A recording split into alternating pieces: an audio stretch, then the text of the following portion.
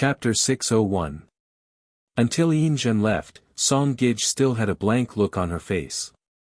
Obviously, she did not understand what she had done to make her master unhappy. Ning Shu, on the other hand, understood very well.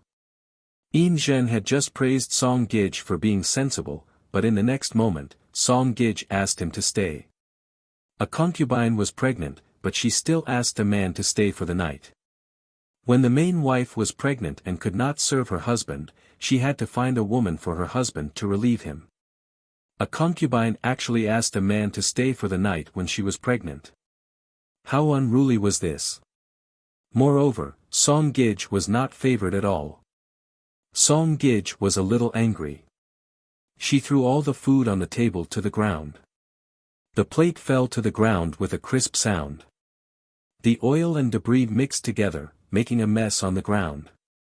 Song Gij was annoyed by Yinzhen's erratic attitude. In addition, she was annoyed by her pregnancy, which made Song Gij act so aggressively. Song Gij, who had vented her anger, saw the mess on the ground. A look of annoyance flashed across her face. She said to Hong Mei, "Deal with the things on the ground. Don't let anyone notice." Miaoling, "Quickly clean up the ground," Hong Mei instructed Ning Shu. Ning Shu was speechless. He was speechless. Ning Shu could only start to clean up the things on the ground. It was greasy. He wiped the ground many times before it was clean. "Ouch!" Song Gij suddenly cried out with a panicked look. "My stomach hurts. My stomach hurts a little." "Gij, Gij." Hong Mei looked panicked. "Gij, Gij, are you okay?" Ning Shu threw away the handkerchief in his hand and walked over to check Song Gij's pulse.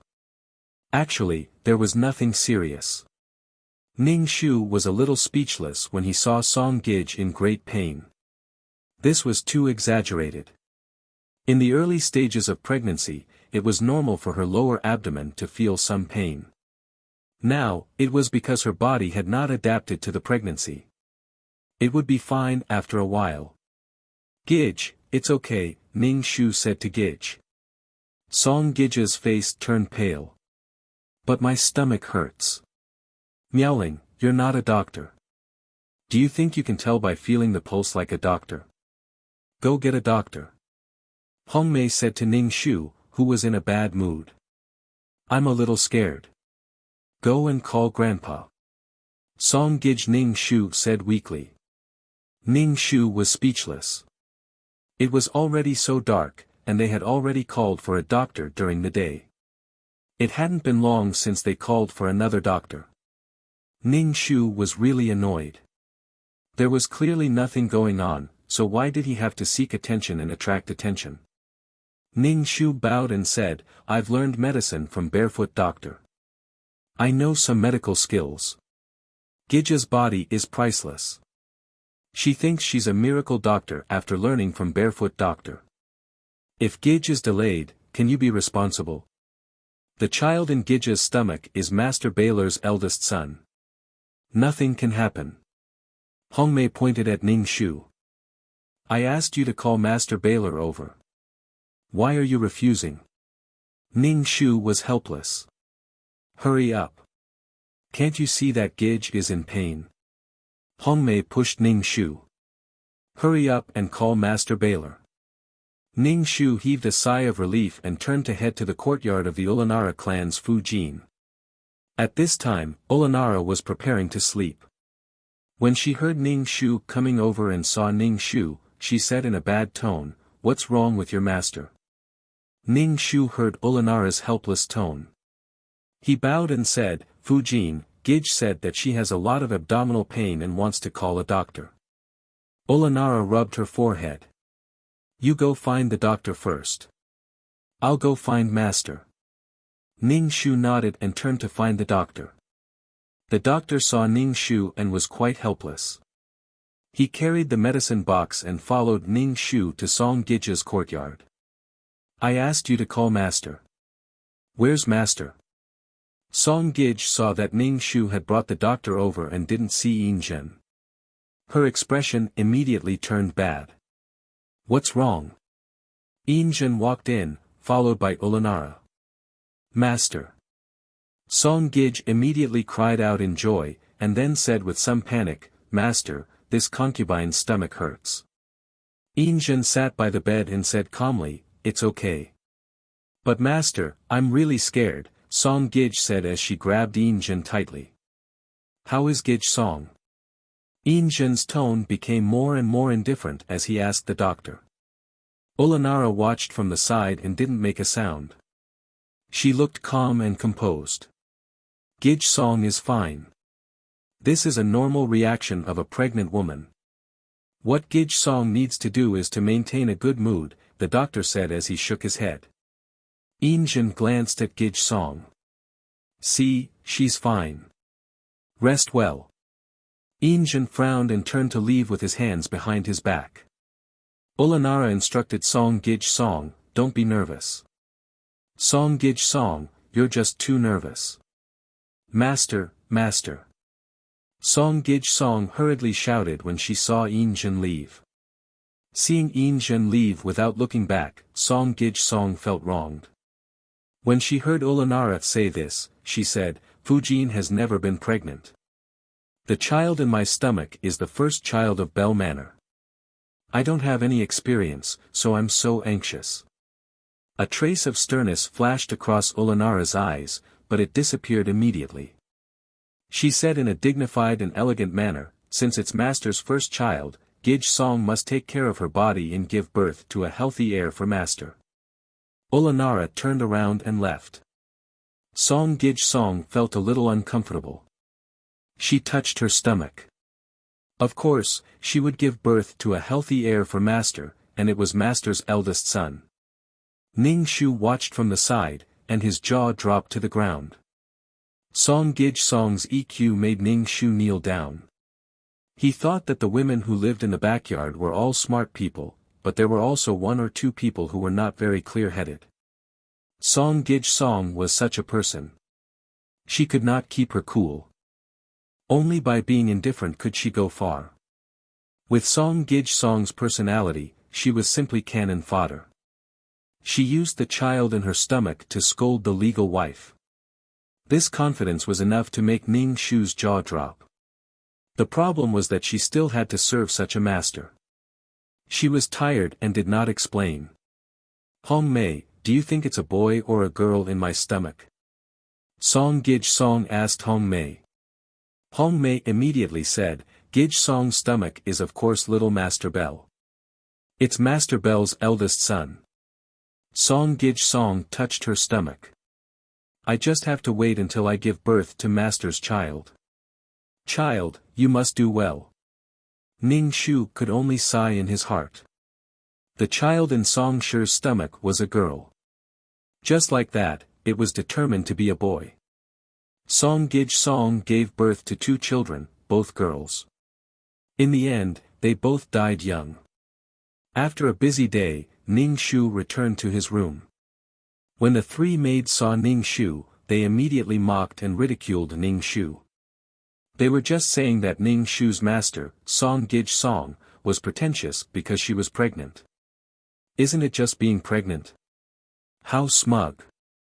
There was no lack of maids who wanted to fly to the branches and become phoenixes. They were all jealous and disdainful of the pregnant Song Gij Song. Ning Shu lay on the bed and covered his head with a pillow. He was too lazy to listen to these jealous words. He had to serve Gij Song during the day and listen to these words at night. It was really tiring. Chapter 602. Song Gij, who had been pregnant for almost a month and a half, began to show signs of pregnancy. Song Gij's body was weak to begin with, and it was even worse when she vomited. As she vomited and cried, Ning Shu held the spittoon and watched Gij vomit. The room was filled with a sour smell. After Gij finished vomiting, Hong Mei immediately brought water to Song Gij. Song Gij rinsed her mouth and lay weakly on the bed with a pale face. Hurry up and take care of these things, Hong Mei said to Ning Shu. Yes. Ning Shu carried the vomit out. Ning Shu felt that she might really have to finish all 365 lines. To be honest, a servant's life was not in her own hands and her status was low. It was very disadvantageous for her to carry out missions. Ning Shu guessed that such missions were to test the mission taker's temperament. No matter what status they were in, they had to be calm. She could be a queen, a beggar, a socialite, and a man. Ning Shu cleaned the spittoon. Before he walked into the room, Hongmei came out from the inner room and said to Ning Shu, "Master's appetite is not good. Please invite Master Baylor over for lunch." Ning Shu chanted the clear heart mantra in her heart. She told herself not to be angry, but Ning Shu felt helpless. She used the same excuse every time and always asked her to invite people. She was now a familiar face in front of Olanara. Ning Shu felt that if this continued, she would end up in a miserable state. Moreover, since Gij Song got pregnant, she had not gone to greet Fujin. Every time Ning Shu went to report to Olanara, she was very humble. However, Ning Shu still felt that Olanara was unhappy. Especially now that the morning sickness was serious, Song sure had more reasons not to greet Olanara. Ning Shu felt that this could not go on. "Gij, are you going to greet Fujin now?" Ning Shu asked Song Sure. He just got up and vomited for a while. He should be able to go and greet Olanara. Song Gij rubbed her forehead weakly. She was probably feeling unwell. Ning Shu didn't get angry when he said that. "My body is really not feeling well. I can't take any risks until the child is born and the eldest son is born."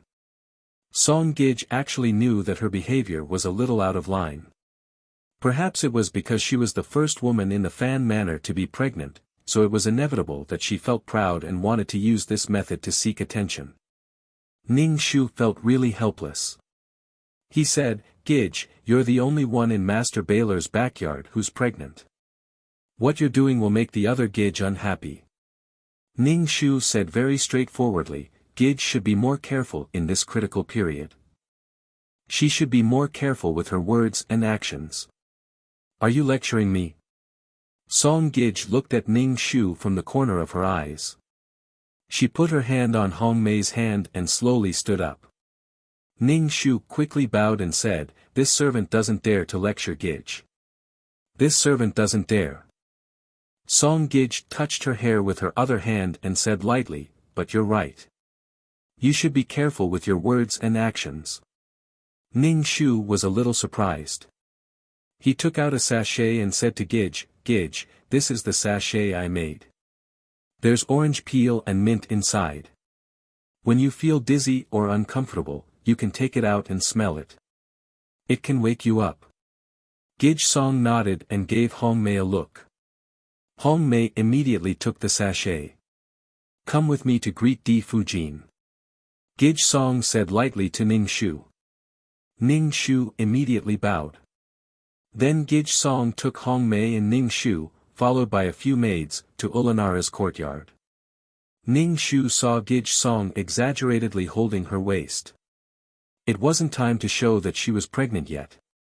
Why was she holding her waist like this? Ning Shu had a bad feeling in his heart. This posture didn't look like she was going to greet Di Fujin, but more like she was going to show off. "Miaoling, don't try to curry favor in front of your master. Do you want to be Gij's personal maid?" Ning Shu was thinking about something. Hongmei whispered in Ning Shu's ear. Her voice sounded like she was gnashing her teeth. Hongmei was obviously angry that Ning Shu was trying to curry favor in front of Gij Song. She felt that he was challenging her position. Ning Shu didn't speak. He looked a little scared. Hongmei curled her lips. She was very satisfied with Ning Shu's attitude. She quickly went forward to hold Gij Song's hand and said, "Gij Song, hold my hand." When they arrived at Olanara's courtyard, the other Gij Song had already arrived. Gij Song had a happy smile on her face. She held her waist and walked in. Gij Song hadn't come to greet Di Fujin since she was pregnant. Now that she suddenly came, everyone was surprised. Greetings to Fujin. Gij Song was going to greet Di Fujin, but before she bowed, Olanara said, "No need to be so polite. Sit down." Olanara also asked the maid to put a soft cushion on Gij Song's chair. Gij Song sat down happily. Olanara asked Song Shi how she was feeling. Song Shi touched her belly with a painful and happy expression. This made the faces of the women around her very ugly. Ning Shu lowered his head and looked around with the corner of his eyes. Especially when he saw Song Shi's smug look, Ning Shu felt very speechless and observed the women around him. Olanara had a smile on her face all the time. He couldn't tell if she was angry or not. Speaking of which, Olanara was not very old. She was at most 17 years old. But she was mature, steady, and generous. At first glance, it was obvious that she was the wife of Ikijia. Olanara was a big family in Manchuria. Especially Olanara's family was prominent. Master Kong married such a woman to Injin. He still valued Injin in his heart. However, in the face of the concubine's provocation, Olanara could sit still. She was quite tolerant. Ning Shu regretted letting Gij Song come to greet him. With this attitude, it was better not to greet him. In fact, Ning Shu could understand Song Gij Song's current mentality. Usually, Song Gij Song was not very favored at all. Although she was Injin's first woman, her presence was very weak among the Gij girls. Now that she was pregnant with Injin's first child, it was inevitable that she was a little complacent and enjoyed the feeling of being noticed. Alas, Ning Shu sighed. No matter what, he had to save his own life first. She had no right to speak in front of Gij Song. Gij Song, your maids are quite good. It's reassuring to have them take care of you, Olanara said to Song Gij Song. Song Gij Song's face flashed with suspicion. She asked, which maid is Fujin talking about? With a smile on her face, Olanara looked at Ning Shu. The maid who comes to greet me every day for you. She looked steady. Ning Shu had a bad feeling in his heart. When the topic suddenly changed to her, it was usually not a good thing. Chapter 603. How did the topic turn to her? Ning Shu hurriedly bowed and said in fear and trepidation, "Thank you, Fujin, for your praise. I don't deserve it." Gij Song glared at Ning Shu and said to Olanara, "She's just a little girl. How can she deserve such praise from Fujin?" Olanara touched the white jade bracelet on her wrist and smiled. "I think this girl is good. She comes to greet me on time every day." Ning Shu hurriedly said, "Gij Song ordered me to do this. I'm just following Gij Song's orders." Damn, was he going to become a chicken and be punished as an example to others? "See, I like people who know when to back off," Olanara said with a smile. Song Shi's expression was not good. She looked at Ning Shu with suspicion. Ning Shu, what was going on? Had he done something out of line to attract Olanara's attention? Or did she just want to warn Gij Song? Gij Song forced a smile and said, "Since Fujin likes this girl so much, I'll give this girl to Fujin. I'll do something for Fujin and let this girl serve him." Ning Shu was dazed and looked at Gij Song. Was she going to give him to Olanara? Gij Song. Ning Shu called Gij Song. Gij Song frowned and looked at Ning Shu. Then she said to Olanara, "Let this girl serve Fujin." Olanara smiled and said, "Although I like this girl, I can't take away someone else's love. It's reassuring to have such a mature girl by your side to take care of you." Brother Song heard Olanara's words and looked at Ning Shu. He didn't want to keep Ning Shu by his side anymore. He took off the sachet hanging on his waist and handed it to Hong Mei. Ning Shu gave this sachet to Gij Song. Now that he took it off, it meant that he didn't trust Ning Shu. "Fujin, please accept this little girl." Song Gij had a smile on her face. Take it as this concubine's thanks for Fujin's concern for this concubine. Ning Shu really didn't know what to say.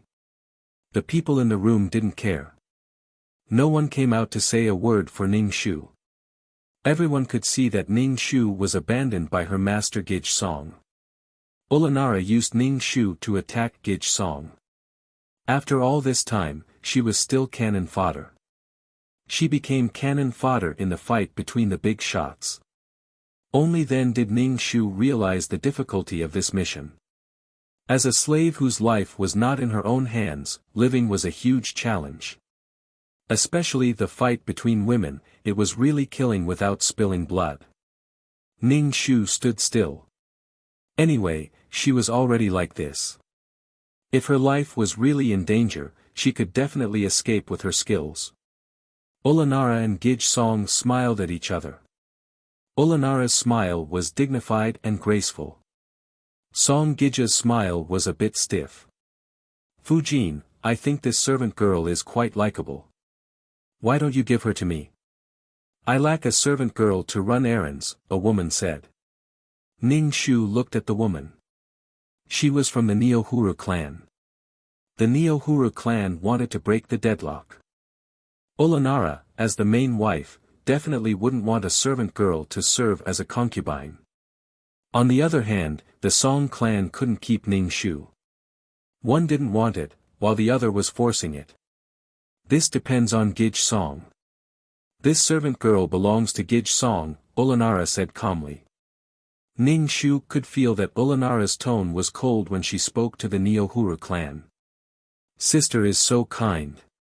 Or do you really like this servant girl? The beautiful woman sitting next to the Neohuru clan looked at Ning Shu.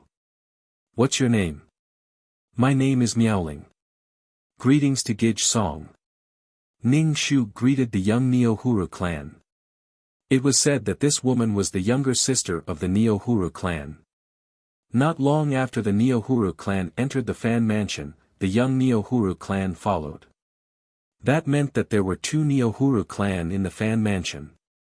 Alright, it's just a matter of a servant girl.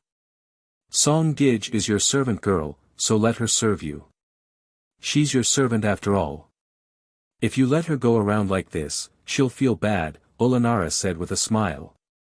Gij Song's expression became worse. She looked at the Neohuru clan and said, since my younger sister likes this servant girl, I'll give her to you. Gij Song used the fact that she was Injin's first woman to call the other women who entered the Fan Mansion later her younger sister, Gij Song. The Neohuru clan was surprised. Obviously, they didn't expect that the Song family really didn't want this servant girl anymore. Their attitude was so firm. Ning Shu felt helpless. He glanced at Gij Song. Obviously, he couldn't go back to Gij Song's side in the future. Olanara said a few words casually and made the Song family treat him as a spy and not let him go back. Thank you, sister. The Neohuru clan could only accept Ning Shu. They looked somewhat helpless. Thank you, Gij Song. Ning Shu saluted the Neohuru clan. Ning Shu of the Neohuru clan nodded. Ning Shu stood beside the Neohuru clan obediently. He lowered his head and didn't say anything. Congratulations, sister, for getting the servant girl you love. The young girl of the Neohuru clan next to her said to her sister. The Neohuru clan smiled and didn't say anything. Ning Shu felt miserable in his heart. After coming to the main courtyard, he changed his master. Ning Shu had given up this task. It was enough to save his life. Gij Song gave him away without saying anything. Song Gij Song was a cold-hearted person. Ning Shu had tried to let the Song family trust him, but the Song family didn't care about him at all. Now it was a little difficult. Even if he went to the Neohuru clan's courtyard, he was still a person who was not trusted. Forget it. It was enough to save his life in the backyard. He didn't want to take care of Gij Song's affairs. Even if the task failed, as long as he kept his life, the task progress would be 60%. There was no reason for him to go back and worry about Song Gij-song. Even if he worried about her, Song Gij-song might not accept it. Ning Shu glanced at Gij-song, who was relieved of a burden. He pursed his lips and didn't want to look at her. Ulanara had a smile on her face. "All right, let's go back." Several Gij-songs saluted to Ulanara La and went out of the courtyard. Ning Shu followed the Neo-Huru clan at the end of the team. He lowered his head and didn't speak. The Neo-Huru clan in the front stopped and turned to Ning Shu, "Come here." Ning Shu lowered his head and walked to the Neo-Huru clan. He bowed, "Gij-song. I don't care who you were before. Now that you're with me, you're naturally mine. As long as you're loyal, I'll treat you well." Ning Shu of the Neo-Huru clan said. There was no helpless expression on his face. Ning Shu said, "I know. I will do my duty." Chapter 604. I don't like people who are half-hearted. From now on, you are mine. I will naturally take good care of you, the Neo-Huru clan said faintly. Ning Shu knew that the Neo-Huru clan was warning her. She bowed and said, "I understand." The Neo-Huru clan smiled and took off the jade bracelet from her wrist. She pulled Ning Shu's hand and put the bracelet in Ning Shu's hand. She said, "This is my gift to you." Ning Shu looked at the bracelet. It was a finely made imperial concubine bracelet. At first glance, she could tell that it was a good thing. Ning Shu quickly said, "I can't accept it." The Neo-Huru clan didn't care and said, "Take it." Such a valuable bracelet was really not for someone of her status to wear. "My status is lowly. I really can't accept such a valuable reward from Gij." Ning Shu didn't want to accept the bracelet. Nyanhilu's face was filled with displeasure. "Now that I'm your master, you can accept my reward without worry." "I thank Gij for the reward." Ning Shu accepted the bracelet. The Neo-Huru clan curled their lips and turned to leave. Ning Shu looked at the bracelet in her hand and sighed in her heart. She was a woman who had stood for 3 dynasties in history. From Gij to the imperial concubine, then to the empress, and then to the empress dowager. She died at the age of 86. She became the empress dowager after the death of her legal wife. She became the empress dowager after the death of Injin's beloved wife. She became one of the most important women in Injin's life. Finally, she became the empress dowager after the death of Injin. It was an inspirational story. This combination of kindness and power was much better than Gij-song's methods. Although she was still a little immature, the Neo-Huru clan was now only 15 or 16 years old. It could be seen that there was a gap in his heart. The task this time made Ning Shu feel very tricky. Song Gij was different from the sickly master. Xian Hongyu treated 11 as a tool. Before the tool was broken and could no longer be used, he would not throw it away. He would only make the best use of it. But now, she had been ditched by Gij-song and abandoned by the target of his mission. Ning Shu's heart was filled with anger. Just now, the Neo-Huru clan had warned her not to play any tricks. The backyard was only so big. Even the slightest movement would be noticed by others.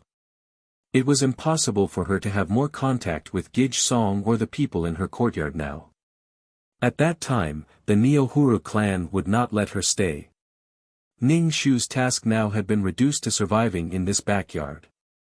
Even if she wanted to take care of Gij-song, she could not do it. Ning Shu moved out of the house where she had lived before. The servant girl of the Neo-Huru clan arranged a better room for Ning Shu. Ning Shu asked the servant girl of the Neo-Huru clan, "Sister, what do I need to do?" "It depends on the arrangement," the servant girl said lightly. Ning Shu felt that the people in the courtyard of the Neo-Huru clan were quite indifferent to her. She guessed that they were guarding against her, an outsider. There was nothing specific to do. She was very idle.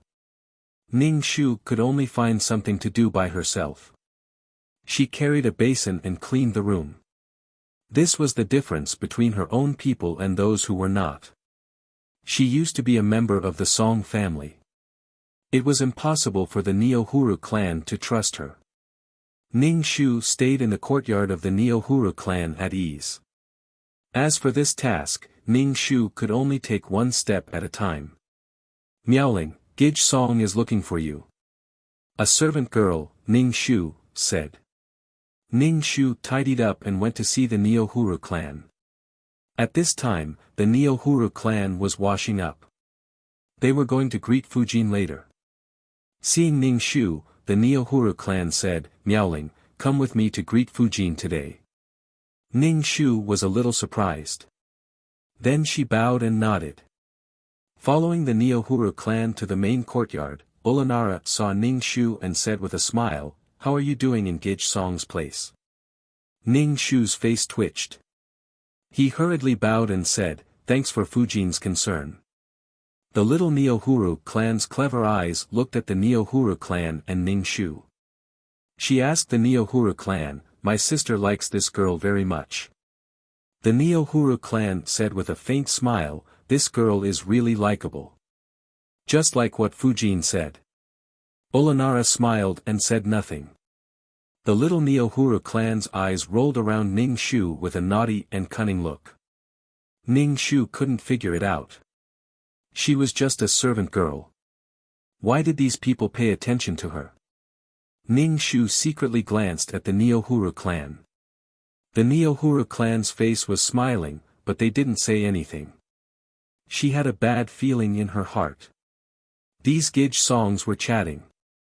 Ning Shu tried to reduce his presence at the side. After that, Ning Shu followed the Neo-Huru clan back to the courtyard.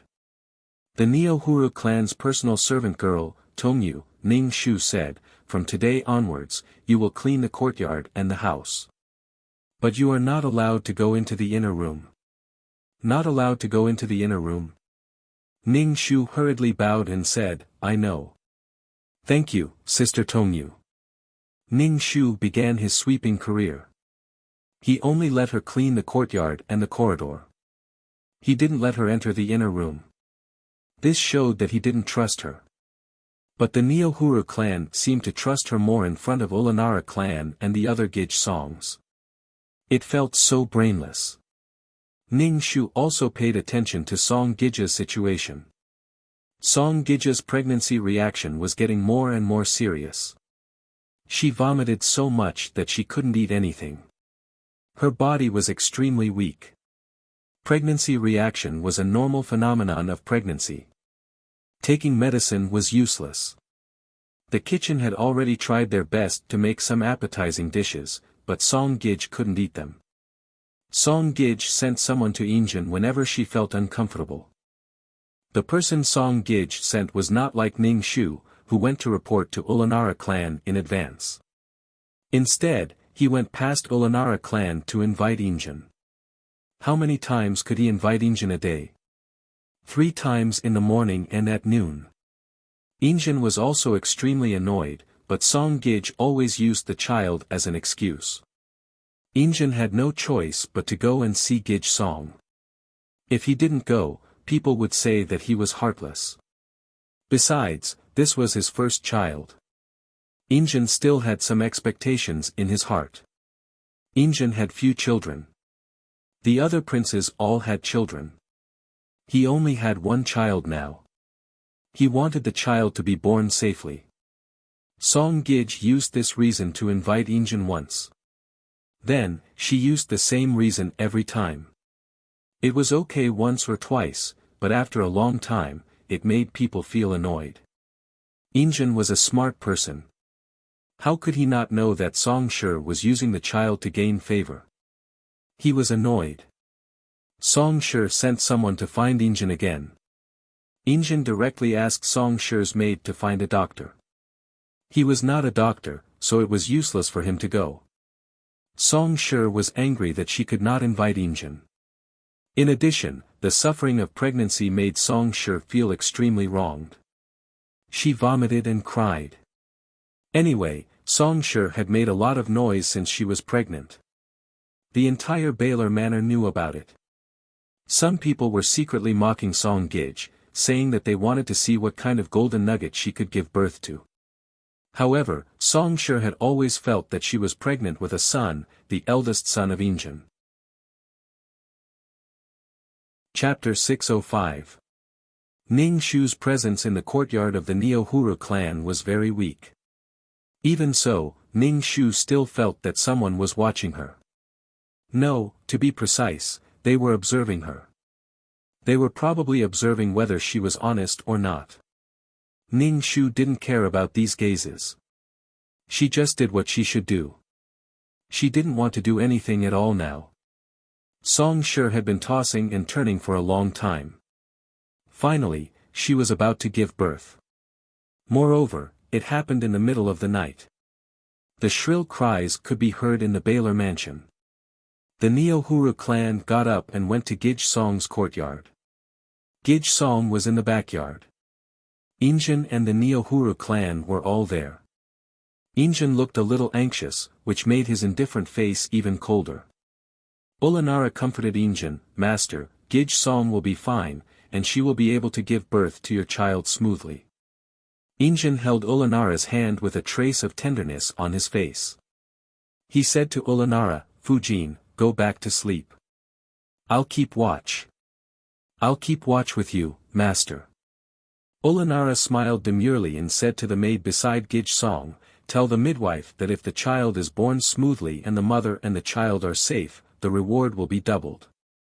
Injin patted the back of Ulanara's hand. "It's my blessing to have a blessing like you." Ulanara just smiled faintly. The atmosphere between Injin and Ulanara was very light. Although it was not strong, it was very peaceful and respectful to each other. It was obvious that the husband and wife were harmonious. Song-Shi gave birth in the middle of the night, but she didn't give birth. Her cries were getting softer and softer. Ning Shu stood outside the courtyard and could still hear Song-Shi's screams, but now they couldn't be heard. It seemed that whether the child could be born was a question mark. Ning Shu didn't forget his task, which was to let Song-Shi's child be born safely. He couldn't let it die prematurely. At this moment, the sky had already begun to brighten. Not giving birth for so long would cause harm to the child. Ning Shu thought for a moment and walked into the room. First, he said to his current master, the Neohuru clan, "Gij, this servant knows a little about medicine. Why don't you let this servant in to take a look at Gij Song?" The leader of the Neohuru clan glanced at Ning Shu and asked in a low voice, "Can you do it?" It would be fine if the child was born, but if the child was not born, it might even implicate her. Ning Shu bowed to the Neohuru clan and said, "I will try my best. Gij Song hasn't given birth yet. If we delay any longer, it may be difficult to give birth." The Neohuru clan was a little hesitant. What if this maid didn't succeed? "Gij Song, please let this servant try." Ning Shu looked into the inner room and his voice became softer and softer. The maid brought out basins of bloody water. The leader of the Neohuru clan took a deep breath and glanced at Ning Shu. He said to Ulanara clan in his expression, "Master, Fujin, the servant beside me knows a little about medicine. Let her go in and try." Injin was very annoyed at this time. When he heard the Neohuru clan's words, he frowned and said, "She's just a maid who knows a little about medicine. Don't go in and cause trouble." An unnatural look flashed across the Neohuru clan's face. I spoke too much. Ning Shu felt a little helpless. It seemed that he had no way to go in. The midwife lifted the curtain and hurriedly came out of the inner room. She knelt in front of Injin and said in fear, "Master Baylor, Gij Song has a difficult birth. The child's foot is out." When Injin heard this, he was stunned for a moment. He wiped his face and said coldly, "Try your best to save the child. Gij Song, let this servant try." Ning Shu was very anxious. The leader of the Neohuru clan said in a low voice, "You heard it too. It's a difficult birth now. Ning Shu listened to Gij Song's soft moans in the inner room. Her breathing seemed to be very weak. The leader of the Neo-Huru clan rubbed his forehead in annoyance. Chao Yinjin said, "Master, let my maid try." Yinjin waved his hand without raising his head and let Ning Shu go in. It was obvious that he was treating a dead horse as a living horse. Ning Shu lifted the curtain and asked. There was a strong smell of blood. Song Shi was lying on the bed with a pale face. Her hair was already out of her mouth and she was making weak sounds. Ning Shu lowered his head and saw that the child's foot had come out first. If the position of the fetus was not correct, there would be no way to give birth. In ancient times, there was no technology for caesarean section. There was no anesthesia. If a person's stomach was cut open, it would be very painful. Ning Shu picked up the ginseng in the box, cut a piece, and put it in Gij Song's mouth. He then found an embroidery needle to prick the child's foot. Before he could do it, the midwife next to him grabbed Ning Shu's hand and asked, "What are you doing?" Ning Shu shook off the midwife's hand and took the needle to prick the child's foot. The child's foot suddenly appeared with beads of blood, and then the foot retracted. When the child retracted her foot, Gij Song groaned in pain. Her face was even paler, and large drops of sweat appeared on her forehead. Song Gij Song's personal maid, Hong Mei, was wiping her sweat. The foot that was still there retracted back into the stomach. Ning Shu let out a sigh of relief. His hands felt around the stomach to find the position of the fetus. This was the first time Ning Shu had helped a woman give birth. He felt uneasy. The other midwives were also helping. Ah! Song Shi let out a cry of pain. Ning Shu was so busy that his body was covered in sweat. The candles in the room had already burned out, and the sky was already bright. Fortunately, Gij Song's child was born. It was a very thin girl. After being born, she cried a few times and closed her eyes to sleep. Ning Shu wiped the blood on the child's body and wrapped the child up. The midwife took the child from Ning Shu's hands and opened the curtain to go out to announce the good news. Ning Shu took the silver needles from the doctor's medicine box and pricked Gij Song. Then he opened the curtain and walked to the Neo-Huru clan's side. The Neo-Huru clan looked at Ning Shu with some surprise and asked in a low voice, "Is Gij Song okay?" "She's fine." Knowing that she had given birth to a girl, Injin was a little disappointed. Especially when she saw the extremely thin child, she frowned tightly. This child was very thin and weak. In addition, Song Shi didn't take good care of her when she was pregnant. It was extremely torturous. The child was born with some congenital defects. Especially when she heard the doctor say that the child needed to be well nourished. Injin rubbed her forehead. She didn't sleep all night. Now she was disappointed again. Injin turned around and left. Olanara asked the people in the room to take good care of Gij Song. After Olanara left, the other concubines also left. The Neo-Huru clan glanced at Ning Shu and also left Gij Song's courtyard. "Miaoling, you also know medicine.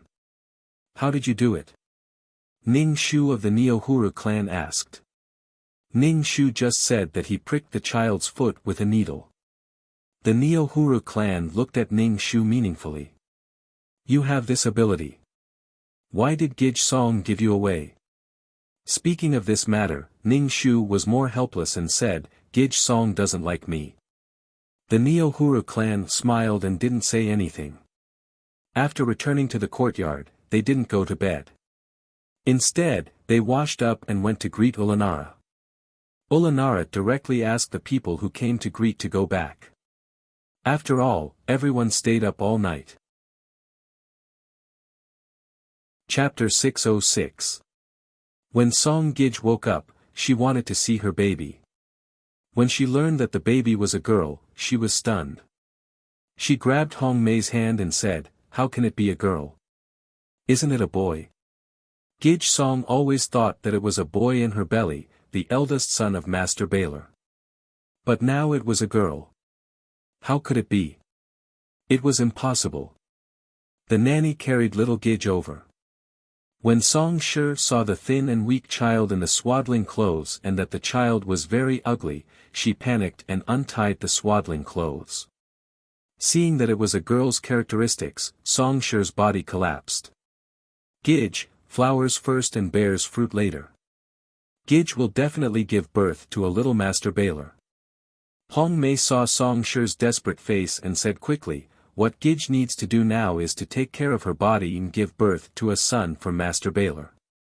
Take the baby away." Song Shi said to the nanny and turned over in bed.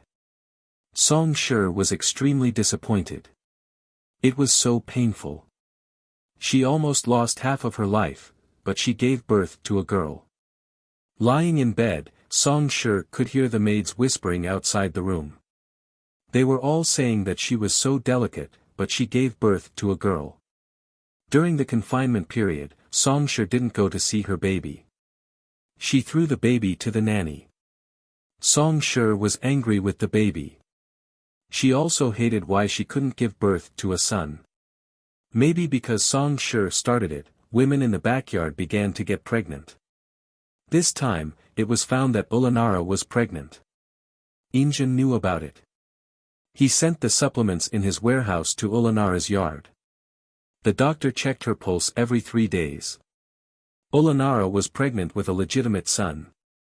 Injun naturally cared about it. When Song Shi knew about it, she was so angry. When she was pregnant, she didn't see Master Baylor being so good. It was because the baby in her belly was not a son. Ulanara attached great importance to the baby in her belly. She handed over the housekeeping authority to Nyen, the concubine. Gij in the backyard didn't have to go to pay respects. She focused on taking care of the baby and didn't care about anything else. She was quite bold. She directly handed over the housekeeping authority. It was very bold. However, Ning Shu now had a new task. In the middle of the night, when everyone was asleep, Ning Shu went to the kitchen to boil goat milk. Then he took the goat milk to Gij's room. The nanny was sleeping soundly on the bed, and Gij was moving in the cradle. Ning Shu quietly put the goat's milk on the table to cool down. He then fetched some water to wipe the child's body. It was summer now, and the child's body was covered with heat rashes. Song didn't care about her child. Even the nanny didn't care about this child. Now Song was jealous and sullen. She stared at the pregnant Ulanara all day long. She hated herself for not giving birth to a boy. After wiping the child's body, Ning Shu applied some medicinal powder on the child's body. Heat rash was very itchy and the child would feel very uncomfortable. Then, he took a small spoon and fed the child goat's milk. Goat's milk was very nutritious and should be able to replenish the body's energy. After being born for a long time, the child was still thin and weak. Ning Shu could only sigh. He really became a nanny. For the sake of the goat's milk, Ning Shu picked up the child and patted the child's back gently to prevent the child from vomiting milk. When the child fell asleep, Ning Shu put the child down and put it in the cradle. After Ning Shu finished these things, the nanny didn't wake up to see the child. No wonder the child would die. When Gij Song was pregnant, her pregnancy symptoms were serious.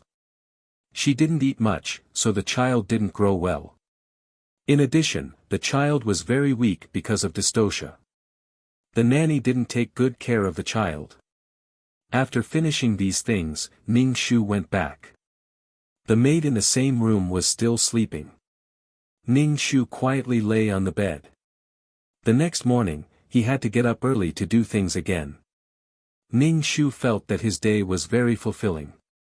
Holding a broom to sweep the fallen leaves in the courtyard, Tongyu came out of the house and said to Ning Shu, meowling, "Gij wants to talk to you. Come in." Ning Shu put down the broom, tidied up his clothes and walked into the house. The Neo-Huru clan was sitting on a chair. Ning Shu quickly bowed to her. This servant greets Gij. Gij is looking for this servant. The Neo-Huru clan said softly, nothing. I just want to ask you, who did you learn your medical skills from? When this servant was in the countryside, I learned a little from a barefoot doctor. I know some basic things. Ning Shu said. The Neo-Huru clan paused for a moment. Ning Shu said, take my pulse. Ning Shu asked, is Gij uncomfortable? This servant only knows some superficial things. I can't say where it's uncomfortable. Take my pulse. The Neo-Huru clan curled up the corner of their mouth. Ning Shu could only take the Neo-Huru clan's pulse. He withdrew his hand and said, Gij's body is very good. The Neo-Huru clan nodded, you can go back to work. Ning Shu was somewhat confused. He could only bow and retreat. Then he began to sweep and wipe the floor. Ning Shu was keenly aware that someone was looking at him. He turned his head and saw the Neo-Huru clan's personal maid, Tongyu, looking at him. Ning Shu put down the rag in his hand, walked over and bowed. He asked, Sister Tongyu, what's the matter? Tongyu looked at Ning Shu and asked, you just took Gij's pulse. How is Gij's body? Ning Shu said, Gij's body is very good. The Neo-Huru clan's body was indeed very good. She also paid attention to maintaining her health. Otherwise, she wouldn't have lived to the age of 80 and lived through 3 dynasties. Then why isn't Gij pregnant? Tongyu whispered in Ning Shu's ear. It turned out that she was worried about this matter. Ning Shu felt that there was no need to worry about the Neo-Huru clan at all. If there were no accidents, the future Qianlong Emperor, Hongli, would be born from the Neo-Huru clan's belly. Gij, don't worry. Gij's body is very good. She will be pregnant soon. Ning Shu said with a smile, Gij will definitely be pregnant. There is no problem with her body. Tongyu said, oh, do your job well. Ning Shu's job every day was to clean the entire courtyard. He only needed to clean the entire courtyard once a day. The rest of the time was up to him. After finishing his work, Ning Shu would make some small sachets to repel mosquitoes and dry powder to remove dampness. These could be applied to Gij's body to reduce heat rashes. On such a hot day, the child should be washed more, but the wet nurse would find it troublesome and refuse to do it. Gij Song, as a mother, didn't care about her daughter. How could others care about the child? Gij Song only occasionally looked at Gij. When she saw that the child was still thin and weak, she felt distressed and helpless. In short, it was because the child was not a boy. Gij Song's attitude of neglect made the wet nurse not care about the child. Even Ning Shu had to take care of the child because of the mission. There was no love for no reason. The child originally had nothing to do with Ning Shu. Chapter 607. Before Song Gij was out of confinement, she wanted to get Injin to have another child. She used the reason that the child missed his father to call Injin over. After all, it was his first child, so he was promoted to a father. Injin would go to Song Gij's courtyard to sit.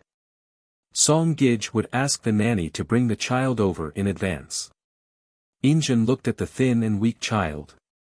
He was held motionless in the nanny's arms and slept with his eyes closed.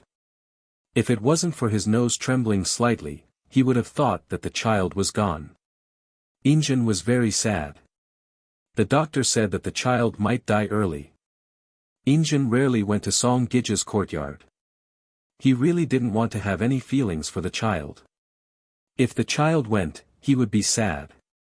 If Song Gij used such a reason to call Injin again, Injin wouldn't go to her courtyard. Song Gij was very angry. She was so angry that she pointed at the child in the swaddling clothes and scolded the debt-collecting girl. After scolding, she hugged the child and cried. As she cried, she apologized, I'm sorry. I'm sorry. When Ning Shu heard about this, he felt that Song Gij was probably suffering from postpartum depression. She originally had great expectations for the child in her stomach. The pain of pregnancy and childbirth was painful. In the end, she gave birth to a girl. She felt that her efforts didn't get the corresponding return. She felt too disappointed. Song Gij had always thought that she would give birth to Injin's eldest son, but now, it was an extremely thin and weak girl. Song Gij's disappointment could be imagined. Most importantly, Injin didn't show any love for this child. Song Gij felt depressed and vented all her anger on the child. She didn't even sew a piece of clothing for her child. Children were the support of these women in the backyard. However, Song Gij's child didn't improve Song Gij's situation. She didn't get any additional benefits from this child. Song Gij didn't care about this child. Ning Shu could only pay more attention to this child. Otherwise, he would really walk the same path as history. He wouldn't even have a title. In other words, the baby died before it was a month old. Song Gij's second child also had the same fate. Both of them died before they were even a month old. Children were very fragile.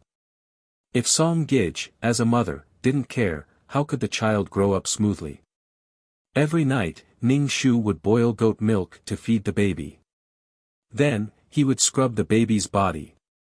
The baby was very quiet and always slept with his eyes closed. When he peed or pooped, he would hum a few times. Sometimes, when the wet nurse was not paying attention, the baby would have to wear a wet diaper for a long time. Ning Shu sighed. She couldn't take care of the child all the time. She could only wait until the evening to make some food for her and wipe her body. Anyway, Ning Shu didn't know what Gij Song wanted to do. She was ambitious and wanted to have a son, but she didn't have a son in her life. When she gave birth to a girl, she died before she was a month old. Song Gij was not a qualified mother. Ning Shu looked at the thin and weak child. He didn't know if the child could live to be a month old. Good luck, Ning Shu sighed and said to the child in the cradle.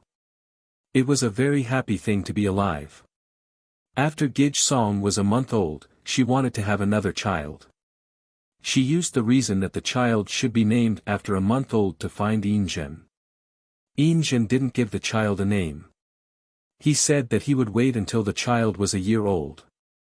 Injin was worried that the child wouldn't be able to survive. It would be a blessing to give the child a name. Ning Shu thought to himself, damn it. Even if he dies, he won't be a nameless brat. Injin was really cold and heartless in some aspects. He was mean and ungrateful. He killed his brother and even gave his brother the nickname of pig and dog.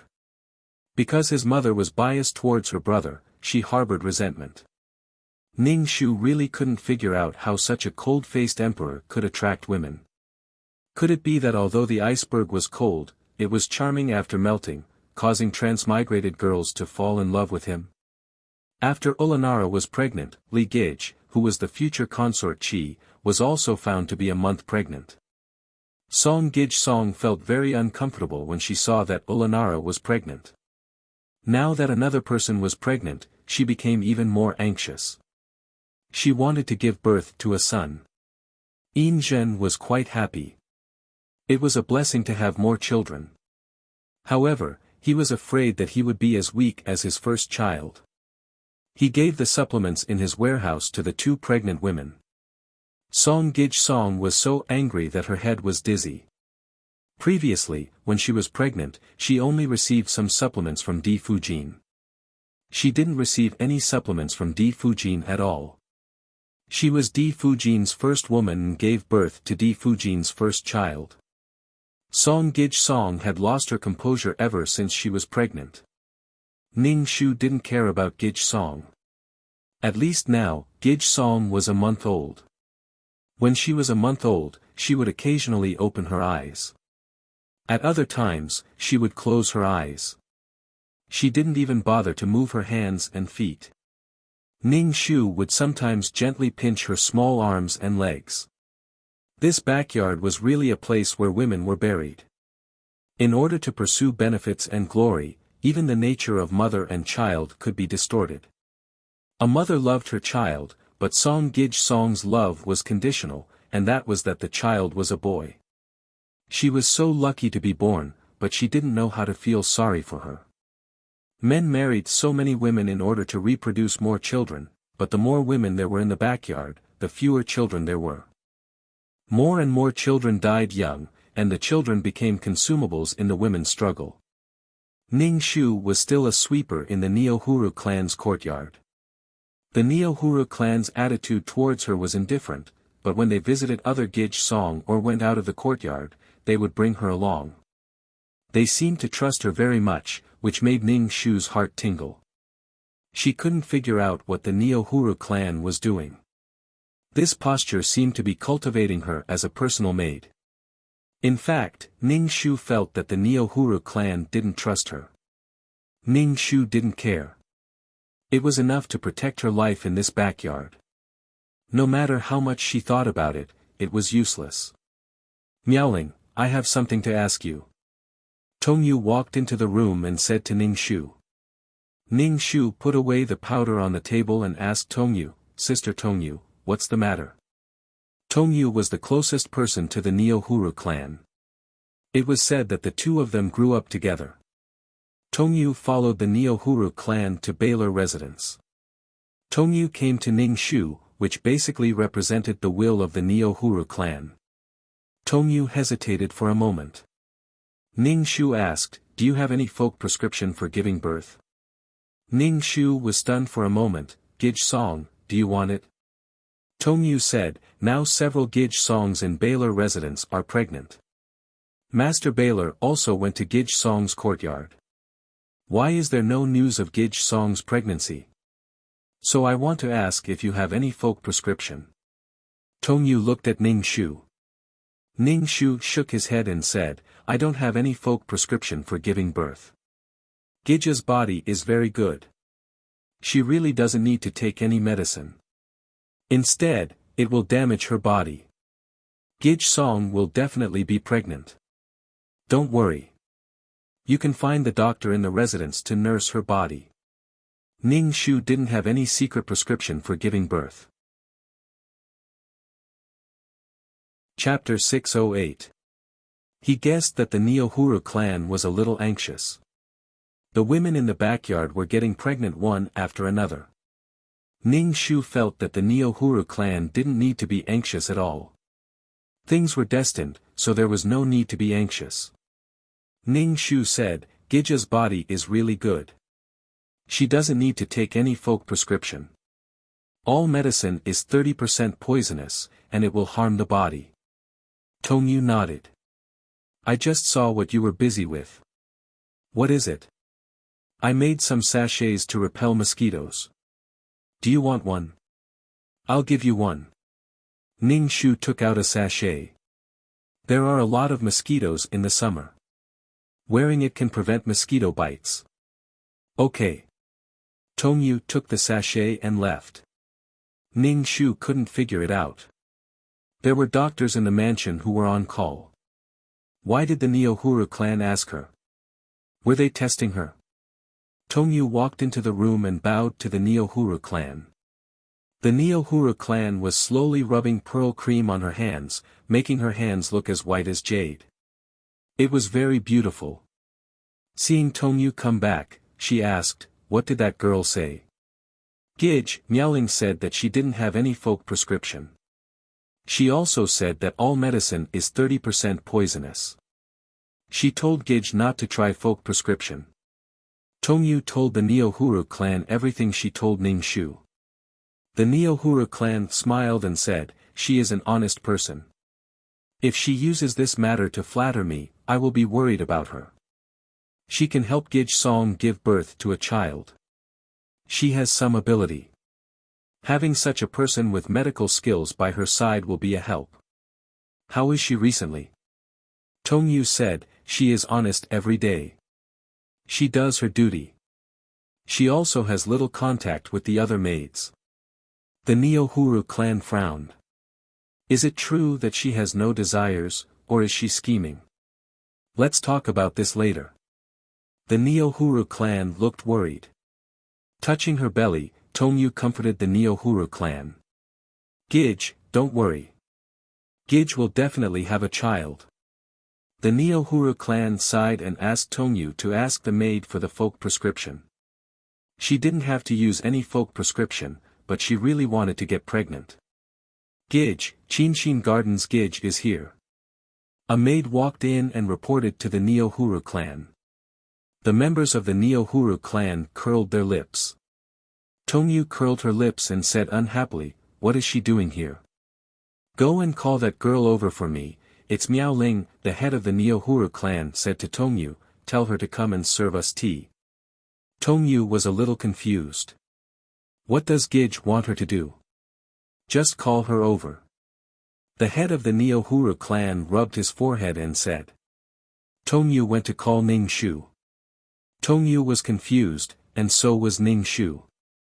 When he walked into the hall, he saw the Neo-Huru clan and the little Neo-Huru clan talking. Tongyu put the tray in Ning Shu's hands and whispered, "Go in and pour tea for Gij." Ning Shu was still in a state of confusion.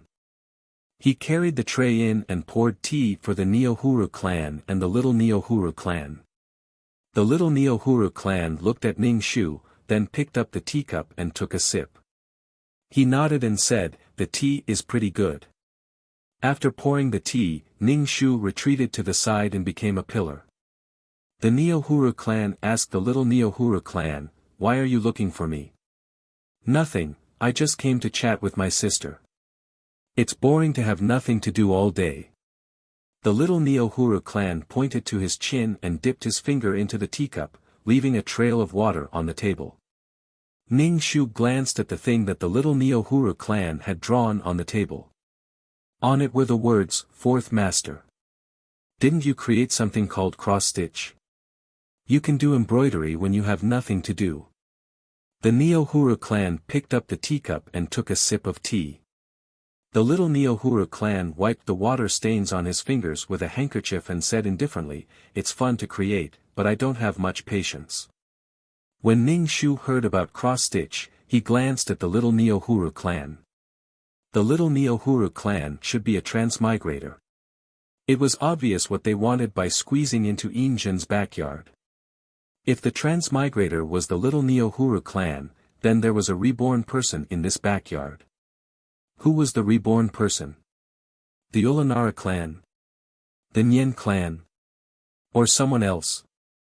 It seems that there's nothing fun here, sister. I'd better leave. The little Neo-Huru clan stood up, bowed to the Neo-Huru clan, turned around, and left.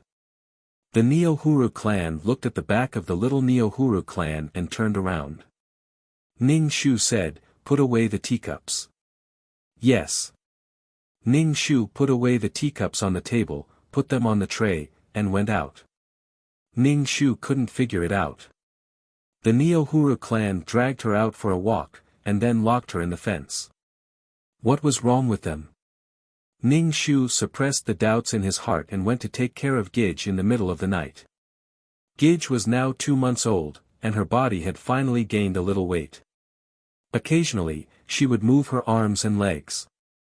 Moreover, this child had developed a rather strange work and rest habit. She slept during the day and waited for Ning Shu to come at night. She lay in the cradle with her eyes open. When she smelled the smell of goat milk, the child would hum twice. Ning Shu looked at the child, held her in his arms, and slowly fed the goat milk. There were some scratches on the child's face. The child occasionally scratched herself. The nanny could have made a small glove that looked like a cloth bag for the child, but she didn't. Ning Shu was really speechless with Gij Song. Ever since she was out of confinement, Song Gij Song tried to pull Injin to her courtyard. She wanted to have another child, another son. Now, she should take good care of the daughter she had already given birth to. Instead of working hard to pursue that illusory son, it was better to take good care of a considerate little cotton-padded jacket. After feeding the milk, he applied some anti-itch powder on the child's body and then put her in the cradle. Ning Shu glanced at the nanny who was sleeping on the bed and shook his head. She applied the powder on the child. The child even had the smell of goat milk, but the nanny didn't notice anything wrong. Perhaps she saw it, but she didn't care.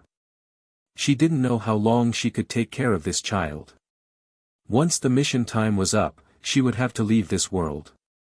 But to be honest, the princesses of the Qing dynasty were relatively short-lived. They died in their 20s and were usually sent to political marriages. But it was better than dying without knowing anything now. Ning Shu came to take care of the child in the middle of the night every day for the past 2 months. During the day, she didn't have any interaction with the child at all. Ning Shu didn't know when this mission would end, and 2333 didn't inform her to leave this world. She felt that she still had to stay. As more and more children appeared in the backyard, the conflict would become more and more serious. In short, there was a suffocating feeling that a storm was coming. Ning Shu just wanted to protect herself in this backyard and survive. When the child fell asleep, Ning Shu sneaked back to her room. Just as she walked to the door, she heard a voice. "What are you doing in the middle of the night?" Ning Shu was shocked. She turned around and saw a person walking out of the shadows. It was Tongyu. "Why is Sister Tongyu here?" Ning Shu asked in surprise. Tongyu frowned tightly. "I'm the one who should ask you where you went in the middle of the night. I've been waiting for you for a long time." Chapter 609. Ning Shu didn't expect Tongyu to be waiting for him here. He felt as if he had been caught red-handed. "I just went to the latrine. I had diarrhea in the middle of the night," Ning Shu said as he covered his stomach. Tongyu didn't really care where Ning Shu went. She said, "Gage is not feeling well. You go and take a look." "Okay." Ning Shu followed Tongyu to the Neohuru clan's room. The Neohuru clan was lying on the bed. Their faces didn't look too good. Ning Shu came over to check the Neohuru clan's pulse. Finally, he said, "Gage is fine. It's just that her stomach is a little uncomfortable." A trace of disappointment flashed across the Neohuru clan's face. Tongyu saw the Neohuru clan's expression.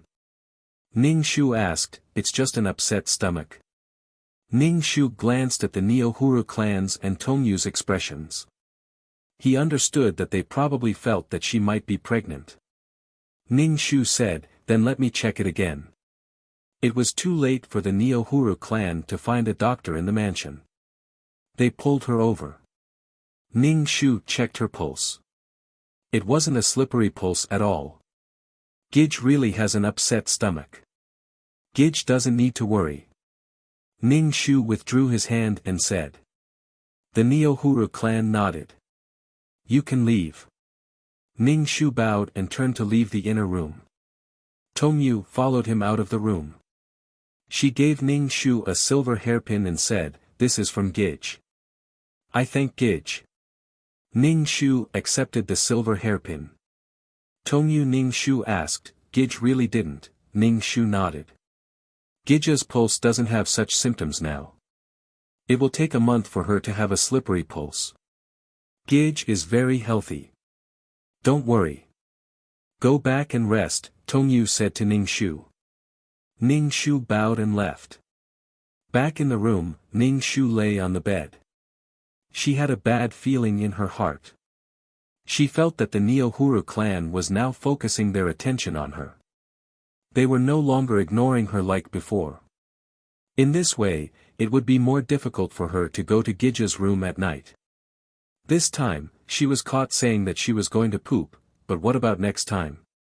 Now that she had finally managed to raise little Gage a little better, it was at least a month old now. Ning Shu had never understood what the Neohuru clan meant. Did they want to cultivate her to be her confidant? But there was no way to trust her. They could only observe her like this. Ning Shu said that she just wanted to be a quiet little maid with no sense of existence. It was estimated that the Neo-Huru clan thought that she was a more useful person because she showed her face last time. Alas! Ning Shu sighed in her heart. It would be more difficult to go to Gija's room in the future. If she walked in the night for a long time, she would meet ghosts. If she did it too often, she would be caught. She felt so sad. She didn't have to worry so much about her baby. Couldn't Song Yunxian pay more attention to her daughter? Ning Shu couldn't sleep. She simply practiced the unique martial arts for a long time. Since he came to this world, it had been almost a year since Song Yunxian was pregnant and gave birth. Gij was 2 months pregnant. The unique martial arts only had a few strands of qi strength. Fortunately, he could practice it. If the qi strength could be transferred to other people's bodies, it would be great if it could repair other people's bodies. The qi strength of the unique martial arts could repair the body's internal injuries and strengthen the body. The biggest feature of Ning Shu's unique martial arts was that it had infinite strength. When it was practiced to the extreme, the qi strength would turn into a golden dragon hovering in the dantian. If she could send the qi strength into Gija's body, she could strengthen Gija's body. The qi strength was the energy that the body needed.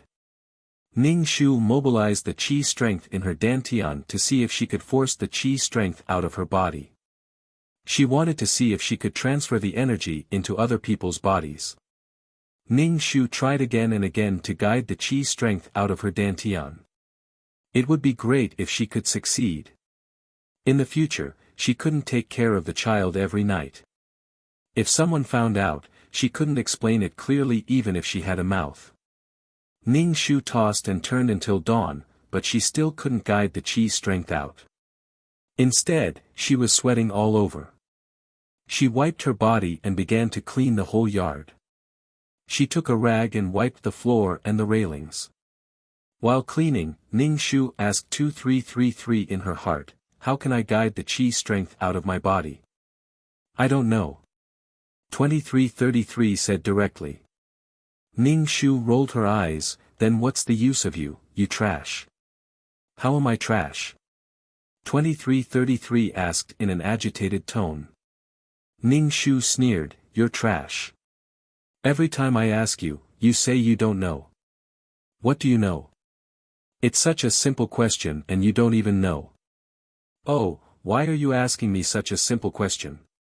2333 said in a disdainful tone, "This is a trial mission.